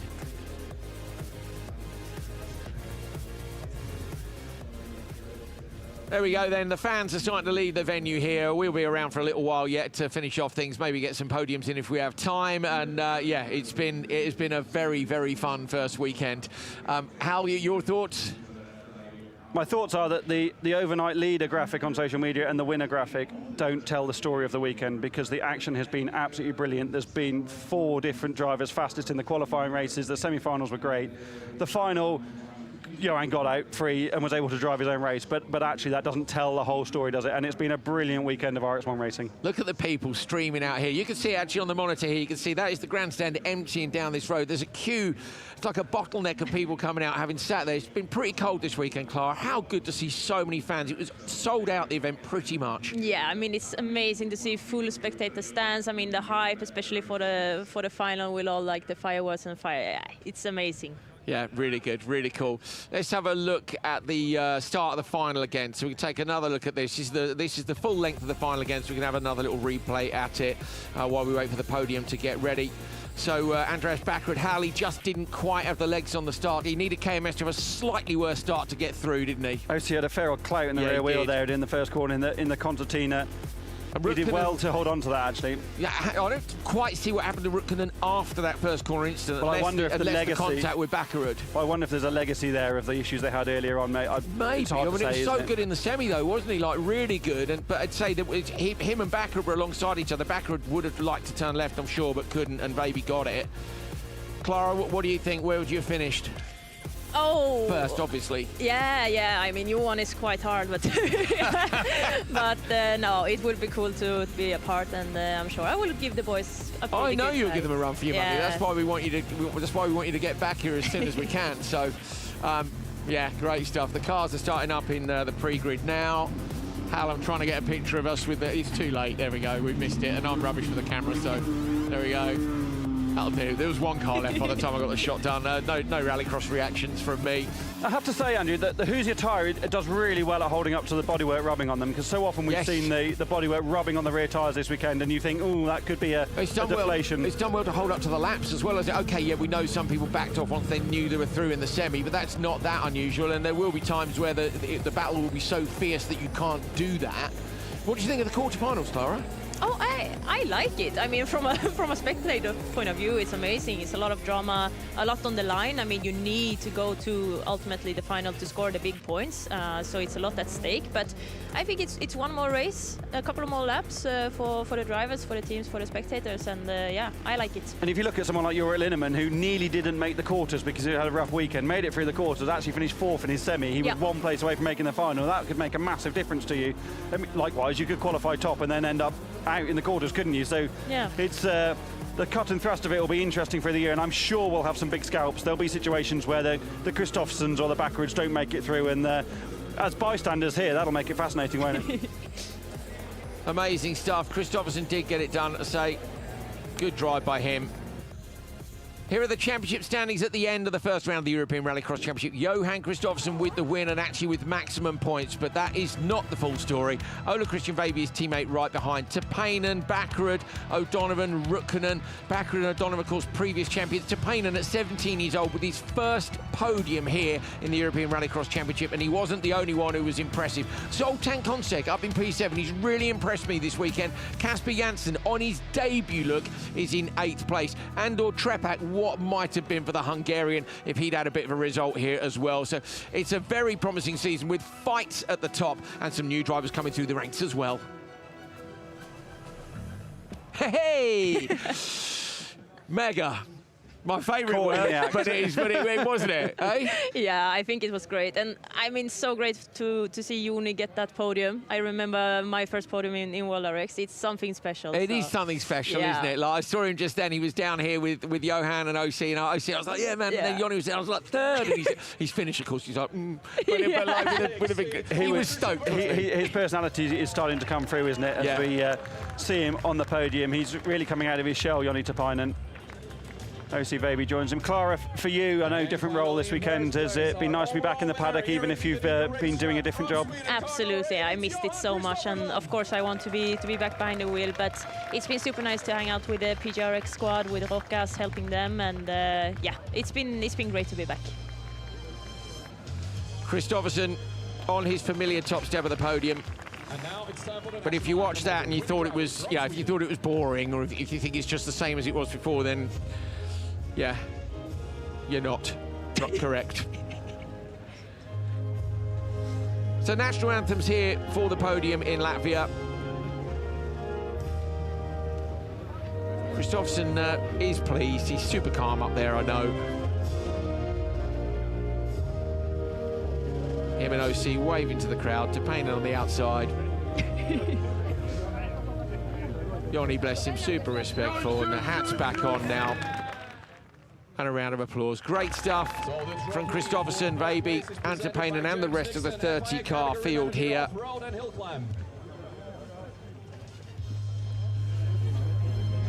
Trophies will be about to be presented. It has been a fantastic weekend. We've got 5 more weekends to go. The next one is in Hungary in just a couple of weeks' time, 2-3 weeks' time, I think it is. Heading to the cauldron, the red cauldron, Nyirád.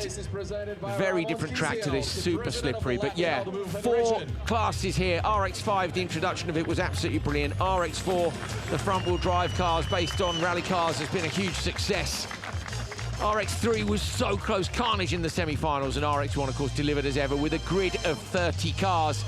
Johan Kristoffersson in the middle of your picture. Got the job done, but it was not easy by any means. He's waiting on his trophy. There'll be a few more moments for that. Well done to Johan for round 1. Absolutely brilliant.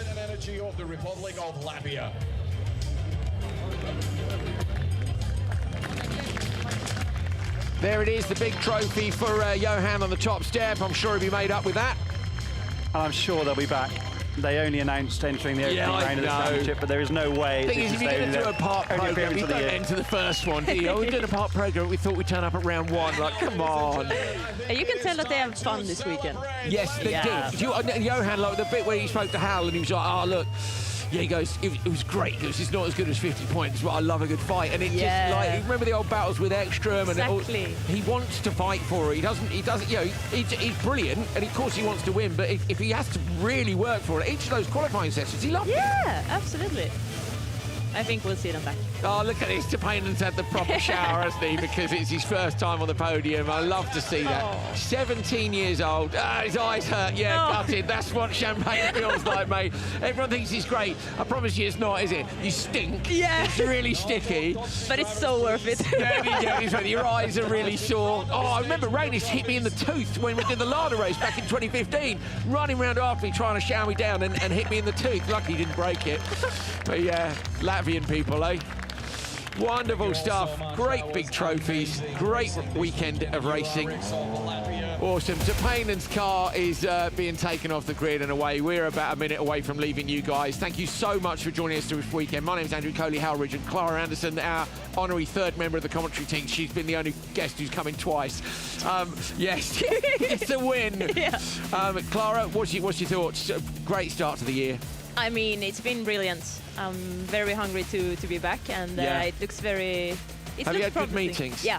Okay, Clara's had good meetings. Let's if you want to see. sponsor Clara, the best female rallycross driver in the world, then get in touch. It's got to be done. How Rich, great fun, mate. So, welcome back. So good to have you back in the commentary box. You know, I'm sure Andreas Bakkerud misses it desperately, but it's great to have you back, mate. Have you enjoyed it? No, absolutely. It's been amazing, honestly. Yeah, I've loved it as well, mate. I've loved it. What are your thoughts about Championship? For sure, KMS are going to be back, but the first corner in Hungary can present all sorts of issues. I can't wait to get to the red cauldron. Oh, the first corners are going to present issues all year long, so don't miss a second of the action. Keep up with everything, of course, on the social media for the FIA Rallycross website as well. My name's Andrew Kelly. That's Harry. Clara Anderson. Goodbye from us. We'll see you in Hungary in a few weeks' time for more great racing. Rallycross is back.